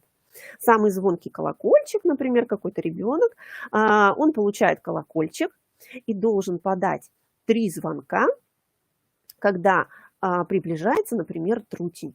Вот приближается трутень, нам нужно его прогнать, нам нужно повысить уровень шума. Все громко жужжат, все дети жужжат, жужжат, жужжат. Подается 2 звонка, то есть трутень улетает, уровень шума снижается, но пчелки еще жужжат. И 1 звонок, то есть какая-то опасность у пчел. И дети должны организовать тишину. Для начала они проигрывают в этой такой игровой ситуации. Потом жужжание можно уже убрать. Дети будут что-то обсуждать, и реагировать они будут только на колокольчик. То есть мы можем позвонить 3 разочка, да, обсуждение стало очень громким, можно обсудить. Средний уровень шума 2 звоночка, 1 звоночек, значит, нужно приступить к тихому обсуждению, когда лишние разговоры уже ни к чему. Разумеется, таких игр можно найти очень-очень много. Главное задаться такой целью. Вот. Главное условное обозначение тоже обязательно мы включаем.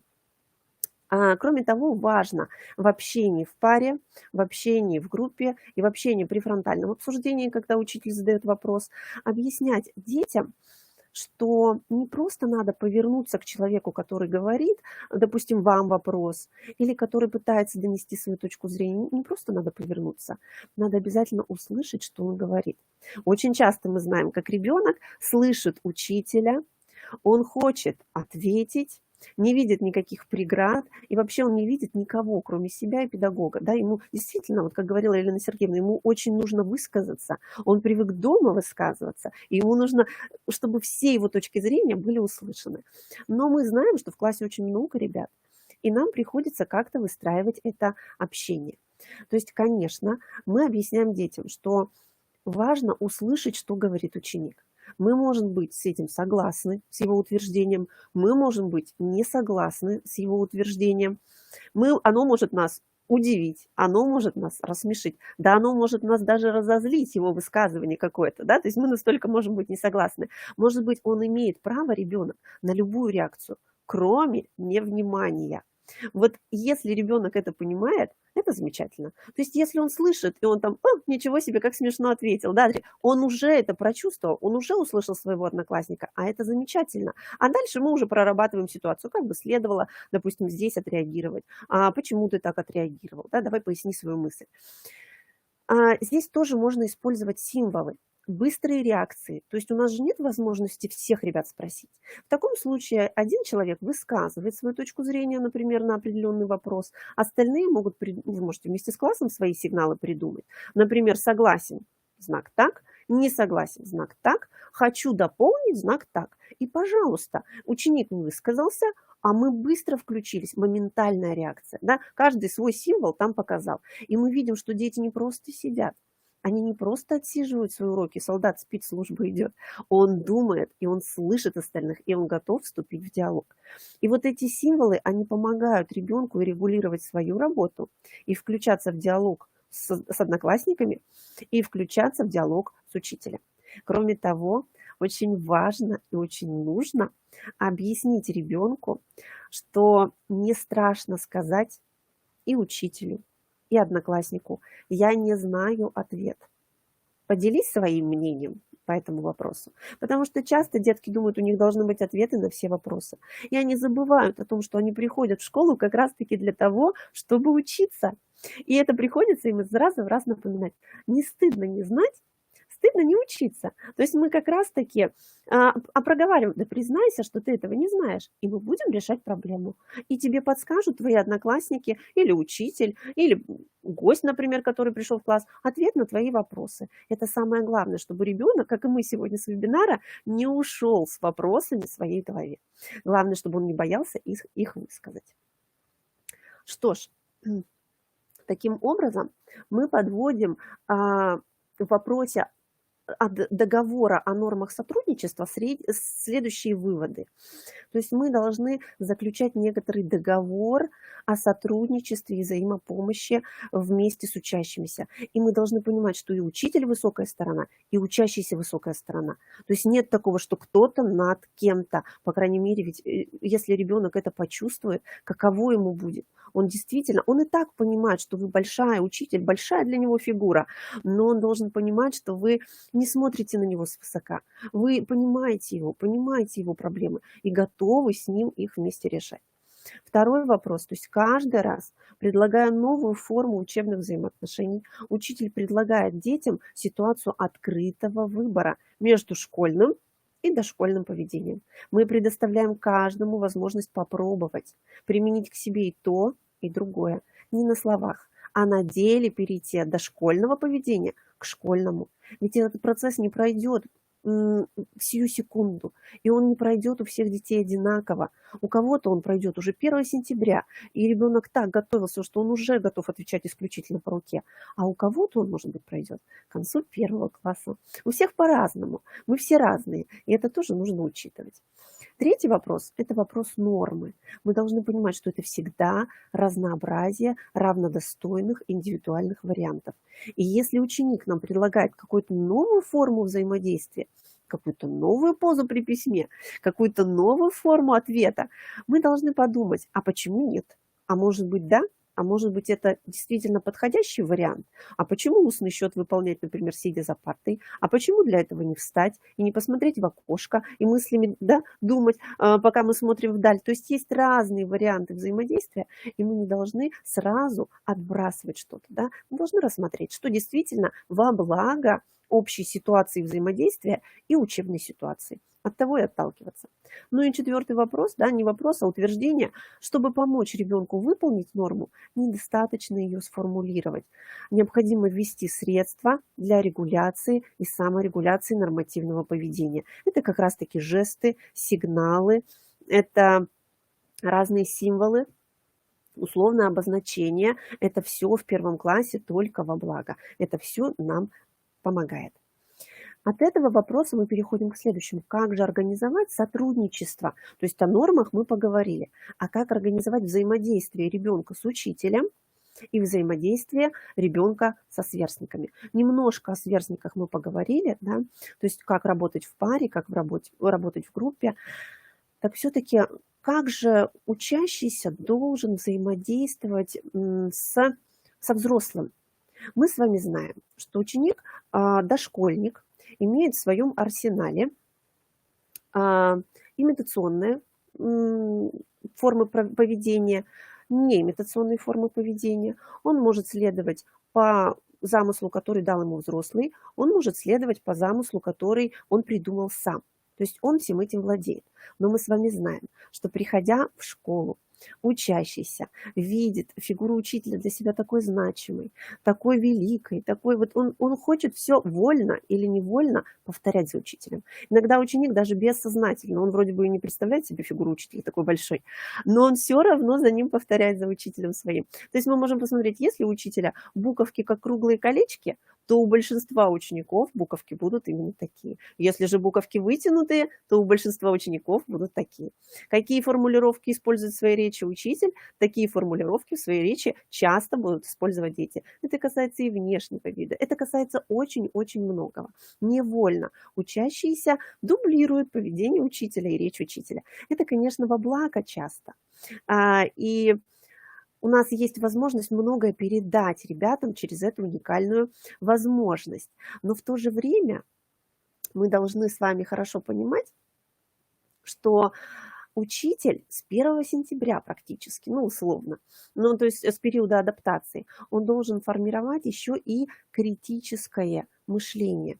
То есть не только мы детям закладываем, говорим как надо, но и мы должны говорить детям, что иногда ты должен подумать все-таки и поступить по-своему. Как же это так урегулировать, чтобы это было и... То есть, чтобы они были вроде бы и послушными, и в то же время, чтобы еще и критическое мышление развивалось постепенно. То есть свою работу учителю очень важно включать задания ловушки. То есть задания, где вроде бы ответа не найдешь, или что-то перепутано, или еще что-то. И хорошо, если опять-таки мы включаем символы. У детей лежат на столе либо карточки с буквой «Л», ловушка, либо карточки со знаком вопроса. Что происходит? Да? То есть что-то пошло не по плану. И в такой ситуации ученик поднимает, то есть он услышал какую-то ловушку, и он поднимает этот либо знак вопроса, либо буковку «Л». И мы обсуждаем. То есть он говорит: я заметил, что здесь что-то не так. Меня смущает вот это и вот это. И нам нужно, учителям, реагировать очень чутко на эти моменты, когда ученик поднимает знак вопроса. Потому что это и есть начальные стадии формирования учебной инициативы, когда от ребенка отходит вопрос, когда он его задает, когда у него мотивация что-то выяснить. Не мы хотим ему в голову затолкать все имеющиеся знания, а он сам говорит: я что-то не понимаю, у меня что-то, вопрос какой-то возник. Он в таком случае рассказывает о том, какой вопрос у него возникает, и мы в свою очередь уже проговариваем эту ситуацию. То есть что тебя смутило? Что, допустим, ты бы хотел здесь дополнить, что бы ты хотел изменить. В свою очередь мы спрашиваем у других ребят: вы согласны, не согласны, и учим ученика постепенно тоже задавать эти вопросы. То есть он высказался, и он спрашивает: ребята, а вы согласны, а вы это замечаете? Если ребята согласны, двигаемся дальше, а если ребята не согласны, мы задаем вопрос: почему? Докажите, объясните. То есть вот она как раз вот сотрудничество уже и с учителем, и со сверстниками. И вот как раз-таки первые такие проявления инициативы учебной. Да, вот зарождается как раз-таки формирование вот этого вот учебного диалога. Это очень, очень ценно. Что же касается организации, прошу прощения, сотрудничества ребенка с учителями и сверстниками, относительно сотрудничества ребенка со сверстниками. Наша задача, чтобы ребенок мог формулировать свою точку зрения, чтобы он выяснял точки зрения своих партнеров, чтобы он обнаруживал разницу точек зрения и пытался разрешить разногласия с помощью логических аргументов, не переводя логическое противоречие в плоскость личных отношений. Конечно, задача очень масштабная. Задача масштабная, мы опять-таки двигаемся к ней постепенно. Мы организуем работу опять-таки в парах, в группах, объясняя точно, как мы действуем. Исходим из символов. Да, то есть мы как раз все, о чем ранее говорили, мы обязательно стараемся это учитывать. Мы говорим детям, да, что наша задача обязательно слышать друг друга. В этом плане мы как раз и выстраиваем и коллектив. Мы начинаем с детьми видеть не только себя и педагога, мы начинаем видеть друг друга. Поэтому мы должны понимать, что в первом классе урок строится по особому плану. То есть мы 30 минут учимся, а оставшуюся часть урока мы как раз-таки общаемся друг с другом. Вот о чем говорила Елена Сергеевна. Очень важно детей все-таки сдружить друг с другом. Когда это делается? Во внеурочное время можно выделить, допустим, изменить учебную программу, выделить первые дни вообще на знакомство друг с другом целиком и полностью. Но даже если вы выделяете такие дни, первый период обучения, это вообще может быть полгода, так точно, в зависимости от того, как класс адаптируется. Мы проводим 30 минут теоретический материал, больше дети все равно, первоклассники, не выдержат.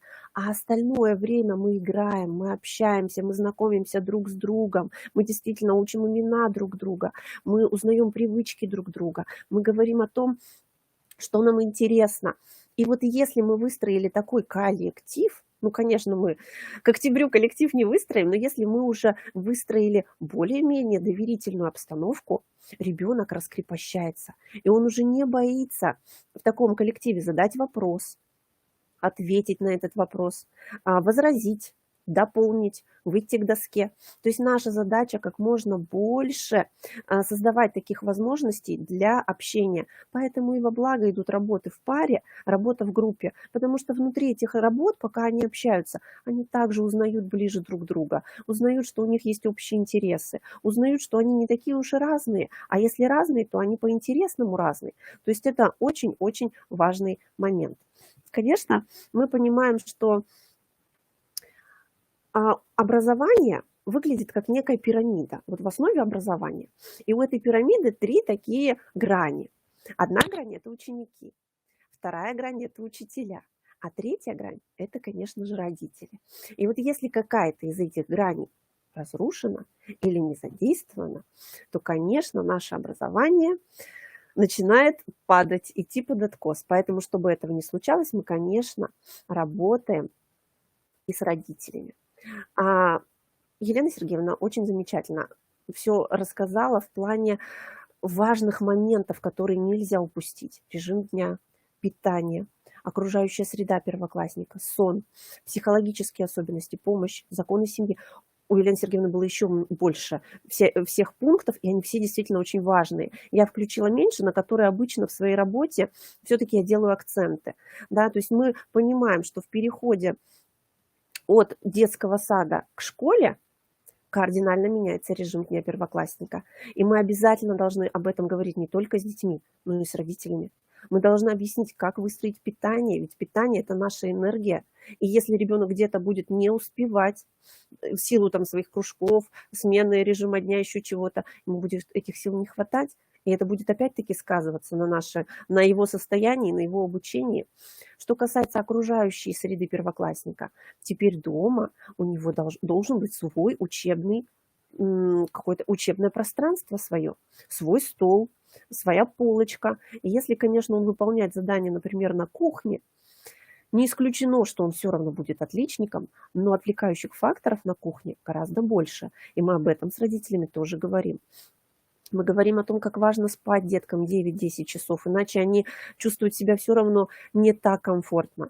Мы говорим о психологических особенностях, но здесь не столько учитель, здесь важно пригласить как раз-таки школьного психолога. Он лучше об этом расскажет, какие особенности происходят, как протекают эти кризисные моменты, каким нужно быть. Психолог выдает памятку родителям, как реагировать на эти проявления. Это очень на самом деле важно.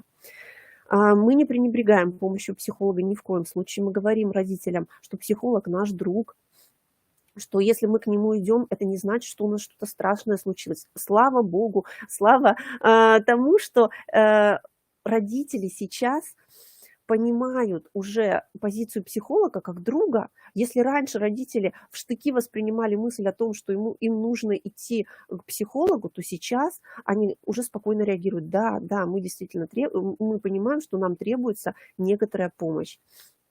Ну и обсуждение законов семьи. То есть мы говорим о том, как важно иметь единые требования, единую систему поощрения в семье.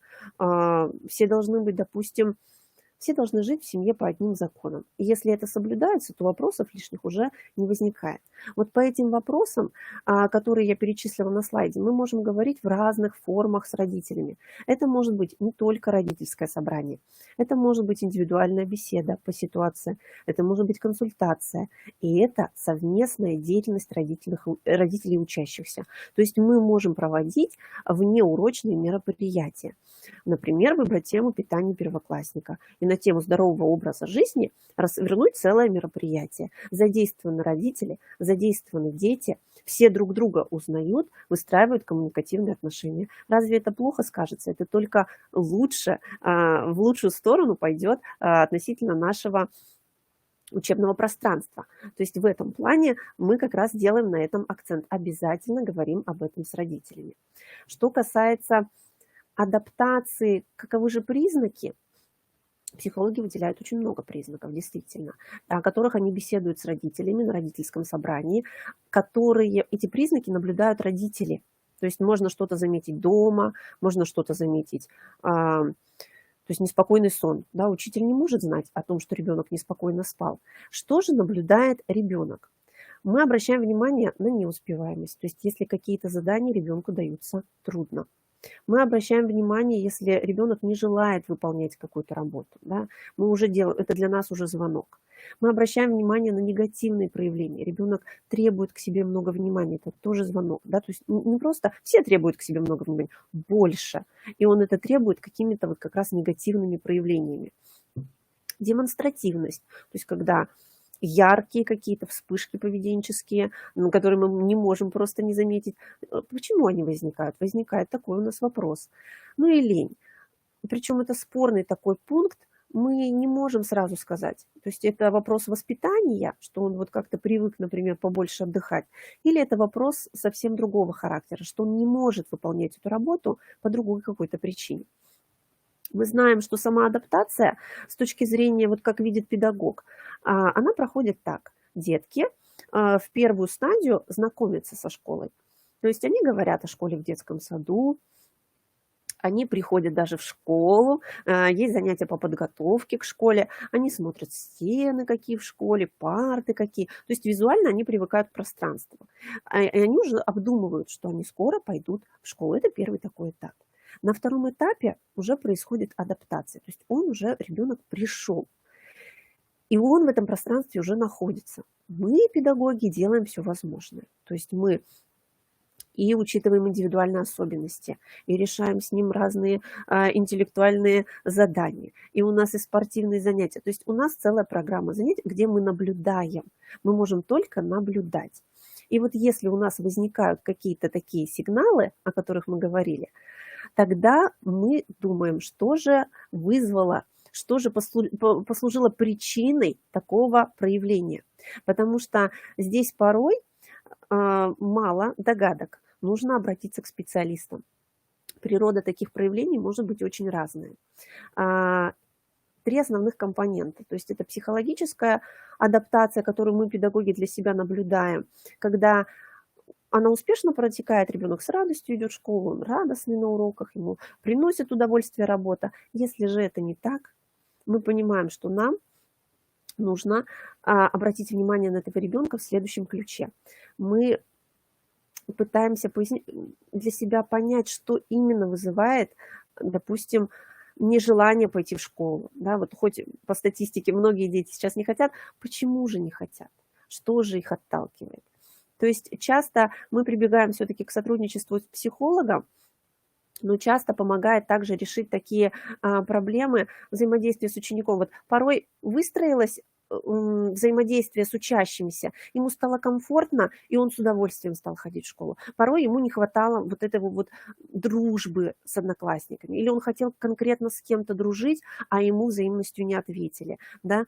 Либо у ребенка вот не получается, он поэтому не хочет идти в школу. Мы должны хвалить ребенка за даже малейшие проявления в сторону позитива. Не просто так, не за воображаемые достоинства, а вот даже если маленький шажок вперед, хвалим ребенка, это его поддерживает. Если же, конечно, наши действия не работают, тогда мы все-таки обращаемся за помощью уже к специалистам.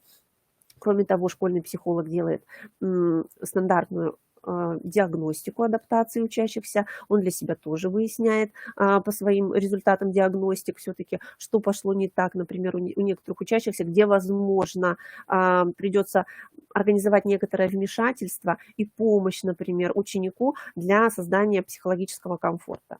Следующий компонент – это физиологическое. Правда, детки сейчас многие болеют, и порой они не могут не потому, что они ленивые, не потому, что они не хотят, а потому что они просто физически не могут. То есть у кого-то давление высокое, у кого-то давление низкое, кому-то нужно витамины пропивать сезонно. То есть мы обязательно должны здесь беседовать с родителями о том, какие есть хронические заболевания, какие есть вот особенности со здоровьем, их учитывать. Да? Не только деток на первую-вторую парту сажаем, у которых глазки плохо видят или еще что-то, там ушки плохо слышат, а то есть мы рассматриваем в целом здоровье. То есть если нужно где-то поддерживать здоровье, и мы видим, что это необходимо сейчас, мы как педагоги это видим, может быть, следует действительно сходить к специалисту, убедиться, так ли это, или это другая причина какая-то. То есть в плане физиологического здоровья тоже ищем причину и высказываем рекомендации. То есть мы не говорим сиюсекундно пить витамины, мы рекомендуем. Обратите внимание, возможно, да, вот здесь мы можем чем-то помочь. Ну и социальная адаптация – это как раз выстраивание гармонии в классе, то есть чтобы всем деткам было удобно, чтобы они чувствовали себя свободно, чтобы они не боялись, чтобы они знали, что их не осудят, что их принимают с правильными ответами, с неправильными, с их индивидуальными особенностями. И вот здесь, конечно, большую роль играет внеурочная деятельность, чтобы мы все-таки дали возможность детям сдружиться. трудно сдружиться на уроке математики, хоть и есть некоторые приемчики. Легко сдружиться, когда есть внеурочные классные часы, выходы куда-то, походы, интересные мероприятия, интересные встречи с интересными людьми. Вот тогда гораздо проще. И, конечно, не забывать включать действительно и на переменках игры на взаимодействие, чтобы дети хорошо друг друга узнавали. И если гармонично мы видим вокруг себя обстановку, то всем, конечно, становится гораздо легче. Вот на такие моменты хотелось бы мне обратить ваше внимание как педагога. И я уверена, что все трудности преодолимы, если только есть желание их преодолеть. Главное не забывать, что и ученик не должен быть один на один со своими трудностями, и учитель не должен быть один на один со своими трудностями. Важно своевременно обращаться к специалистам, ведь кроме нас в школе работает еще очень много специалистов. На этом я готова остановить свое выступление, и если есть вопросы, также на них ответить. Ой, уважаемая Галина Борисовна, тоже так интересно, тоже я вас сидела, заслушалась, прям, знаете, даже представляла, как вот это происходит у вас в классе, как там они поднимают эти карточки, так хорошо вы рассказываете. Слушайте, я хотела уточнить, пока вот коллеги, возможно, думают насчет вопроса, а вот вы говорили, что вы уже 3 первых класса, ну, прошли, как бы, да? Я сейчас 3-й прохожу. Проходите, да, прошу прощения. У вас вот как адаптация у детей проходила? Вот как она? Хорошо? Я скажу, что сложно прошла адаптация именно вот в нынешнем выпуске, потому что случилась пандемия, которая всех нас коснулась, и я говорю, вот сам этот момент был для меня, я прожила очень много новых эмоций, то есть у меня не было таких ситуаций, и мне пришлось их прожить, когда ученик заходит в школу и плачет, и говорит, что я не хочу идти в школу, не потому что он не любит класс, не любит учиться, а потому что он привык дома находиться, рядом с мамой, рядом с папой, лепить из пластилина, то есть он настолько вжился в эту роль, и ему очень было тяжело оторваться. И вот здесь приходилось действительно идти на некоторые уступки. И детки были как раз вот такого яркого проявления. Одни не высказались за карантин, им хотелось все высказать, что они умолчали, а другие наоборот, они так вот как раз зажались. И вот нам приходилось здесь как раз проигрывать разные ситуации и выслушать тех, кто не досказал свое, и дать возможность все-таки как-то раскрыться тем, кто хотел бы помолчать дальше тихонечко. Вот на 2 классе, сейчас 2 класс, уже можно сказать, что мы гармонично существуем, все вместе учимся и радуемся жизни. А 1 было очень тяжело. Остальные выпуски не скажу, что были какие-то яркие проявления. В принципе, диагностику проходим вместе с психологом школьным. И вот такие основные акценты психолог расставляет. Как раз он говорит, где, возможно, будут какие-то проблемки. И мы на перспективу их сразу учитываем. И, в принципе, проблем не возникает. Хорошо, спасибо вам большое. Галина Борисовна, еще такой вопрос, например, вот если психолога в школе нет, то есть школа маленькая, да, где-нибудь там в сельской местности, где чистый воздух, природа и все остальное. Вот если вдруг сложится так, что вдруг какие-то проблемы будут, вы говорите, обращайтесь, вы не один, обращайтесь к кому-то. Вот к кому можно обратиться учителю в этом случае? Ну, кроме психолога, в школе, конечно, вообще мы имеем в виду, в тесном контакте с родителями нужно быть, потому что понимание семьи и понимание ребенка, он ведь приходит, мы его совсем не знаем. Мы должны узнать, как вот действительно, какое у него здоровье, какой у него темперамент. То есть это все мы можем узнать не через психолога, а через родителя. То есть вот эти тонкости, особенности. Потом, например, некоторые поведенческие реакции помогают нам решить социальные педагоги. Ну, наверное, в маленькой школе может не быть социальных педагогов, да, то есть здесь как бы даже не то, что какие-то строгие рамки вырисовывают, они помогают как раз-таки выстроить диалог. Тогда, если у нас нет такой возможности, тогда, конечно, можно обратиться к литературе, если мы чувствуем вот острую необходимость. То есть вот мы не знаем, как поступить в этой ситуации, все-таки, наверное, тогда стоит обратиться к дополнительным источникам и почитать. Либо, не знаю, если возможность дистанционно созваниваться с психологами, например, с Еленой Сергеевной, также можно созвониться и переговорить, потому что все-таки специалист, он скажет больше, чем мы с вами сами найдем. Это факт. Хорошо, спасибо вам огромное. И ну вот, коллеги, уважаемые, мы тоже к вам обращаемся, пожалуйста, если какие-то вопросы есть по организации сотрудничества детей в первом классе, по взаимодействию с детьми, да, может быть, Галина Борисовна еще что-то вам подскажет, вы, пожалуйста, задавайте эти вопросы, потому что следующая наша встреча с Галиной Борисовной, с Еленой Сергеевной, она как раз будет посвящена взаимодействию с родителями. Это будет 25 ноября, и там какие-то моменты, решения, которые нашла и Галина Борисовна, и, естественно, Елена Сергеевна, там мы будем об этом говорить. А пока задавайте. Давайте мы, Галина Борисовна, с вами Елену Сергеевну еще пригласим в эфир. Вы тоже не уходите, мы вот втроем будем, как бы мы тоже так работаем. Поэтому, Елена Сергеевна, я думаю, что вы еще с нами, пожалуйста, выйдите в эфир, чтобы мы видели друг друга, слышали друг друга. Возможно, Елена Сергеевна о чем-то хочет вас спросить, да, Галина Борисовна? Может быть, что-то еще дополнить, вот она выходит. Вот, ну вот, как бы сейчас мы все с вами на экране. Поэтому, Елена Сергеевна, может быть, что-то спросить, дополнить, уточнить, подчеркнуть, как вот вы?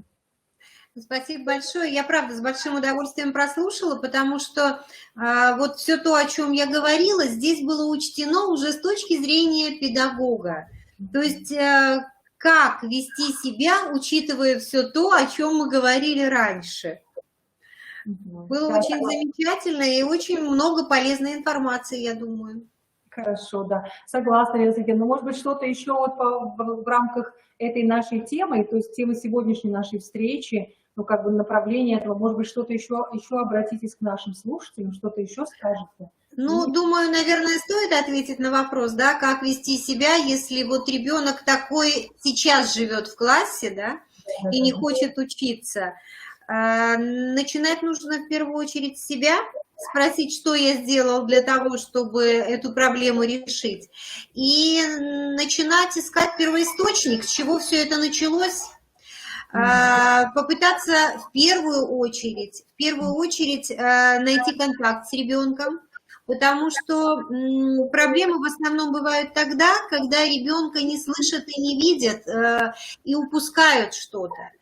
Поэтому нужно искать контакт, нужно пытаться понять, с чего это все начинается, и помогать ему.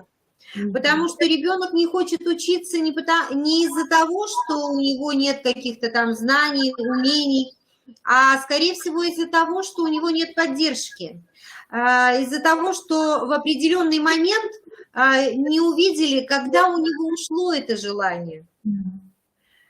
Согласна, да. Спасибо, Елена Сергеевна, большое. Спасибо. Ну, уважаемые коллеги, Галина Борисовна, Елена Сергеевна, ну, вы видите, что вопросов не поступает от наших коллег. Я думаю, что все в любом случае впечатлены. В любом случае, они тоже задумались, наши уважаемые коллеги, по ту сторону экрана. В любом случае, вспомнили своих детей, да, ну, воспитанников я имею в виду, привнесли то, о чем вы говорили, в свою жизнь, проанализировали профессиональную свою жизнь, взаимодействие с детьми. Поэтому, не знаю, если вопросов нет, то я предлагаю как бы на этом нашу встречу сегодня завершить. Еще раз мы вам выражаем огромную благодарность. Запись встречи у нас будет обязательно. Я думаю, что ее уже можно вот как целостный такой хороший профессиональный разговор потом дальше использовать в деятельности, предлагать учителям начальных классов, педагогам дошкольных образовательных организаций, чтобы вот эти вот точки соприкосновения мы находили и действительно объединяли все усилия для того, чтобы помогать конкретным детям. То есть вот как вот эта линейка, она когда все взрослые для одного ребенка, мне кажется, это прозвучало сегодня у Елены Сергеевны, у Галины Борисовны, и мы рады, что такое созвучие у нас есть. Правда? Поэтому давайте, наверное, попрощаемся тогда со всеми. Елена Сергеевна, еще ваши последние слова. Галина Борисовна, пожалуйста. Ну, знаете, я все-таки хочу еще раз сказать, что те люди, которые сегодня здесь с нами, им это очень важно. А это уже первый фактор, который говорит о том, что все у них будет благополучно.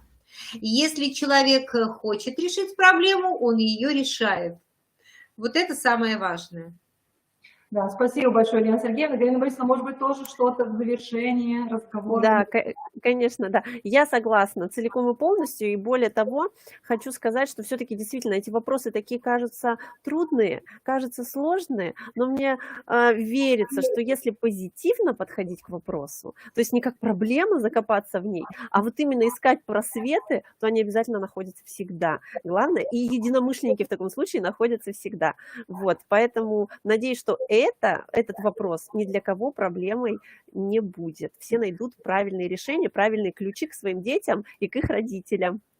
Замечательно, спасибо вам огромное, уважаемые коллеги. Ну и мы, наверное, вместе с вами, да, пригласим наших коллег, которые вот сегодня у нас здесь на семинаре, вот кто-то уже до следующих встреч с нами прощается, прошу прощения, но мы, наверное, вместе с вами пригласим, у нас 23 ноября будет встреча, такая же вечерняя, она будет персонально Елены Сергеевны, посвящена эмоциональному благополучию. Мы тоже не решили ее называть наоборот, вот как Галина Борисовна хорошо сказала, что мы не решили говорить о профилактике там, эмоционального выгорания учителей, а мы решили наоборот развернуть, что как сохранить вот этот эмоциональный баланс, да, Елена Сергеевна, что все доставляло радость, что была работа в удовольствие, жизнь в удовольствие. Поэтому приходите. И 25 ноября у нас будет, я думаю, чувствую, будет очень интересная такая профессиональная встреча, посвященная сотрудничеству, взаимодействию, общению с родителями младших школьников.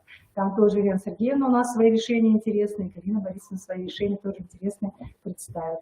Поэтому, уважаемые коллеги, мы вас всех приглашаем. Мы вам желаем замечательного завершения этого хорошего вечера, 17 ноября. И вот передаем пламенный, наверное, привет из Усинска, из Сыктывкара, во все ваши уголки, там, где вы сейчас находитесь, в нашей прекрасной республике. Пусть настроение будет хорошим, пусть ощущения будут замечательными. И завтра с такими красивыми, хорошими, ясными глазами встречайтесь со своими прекрасными детьми. Да, уважаемые коллеги?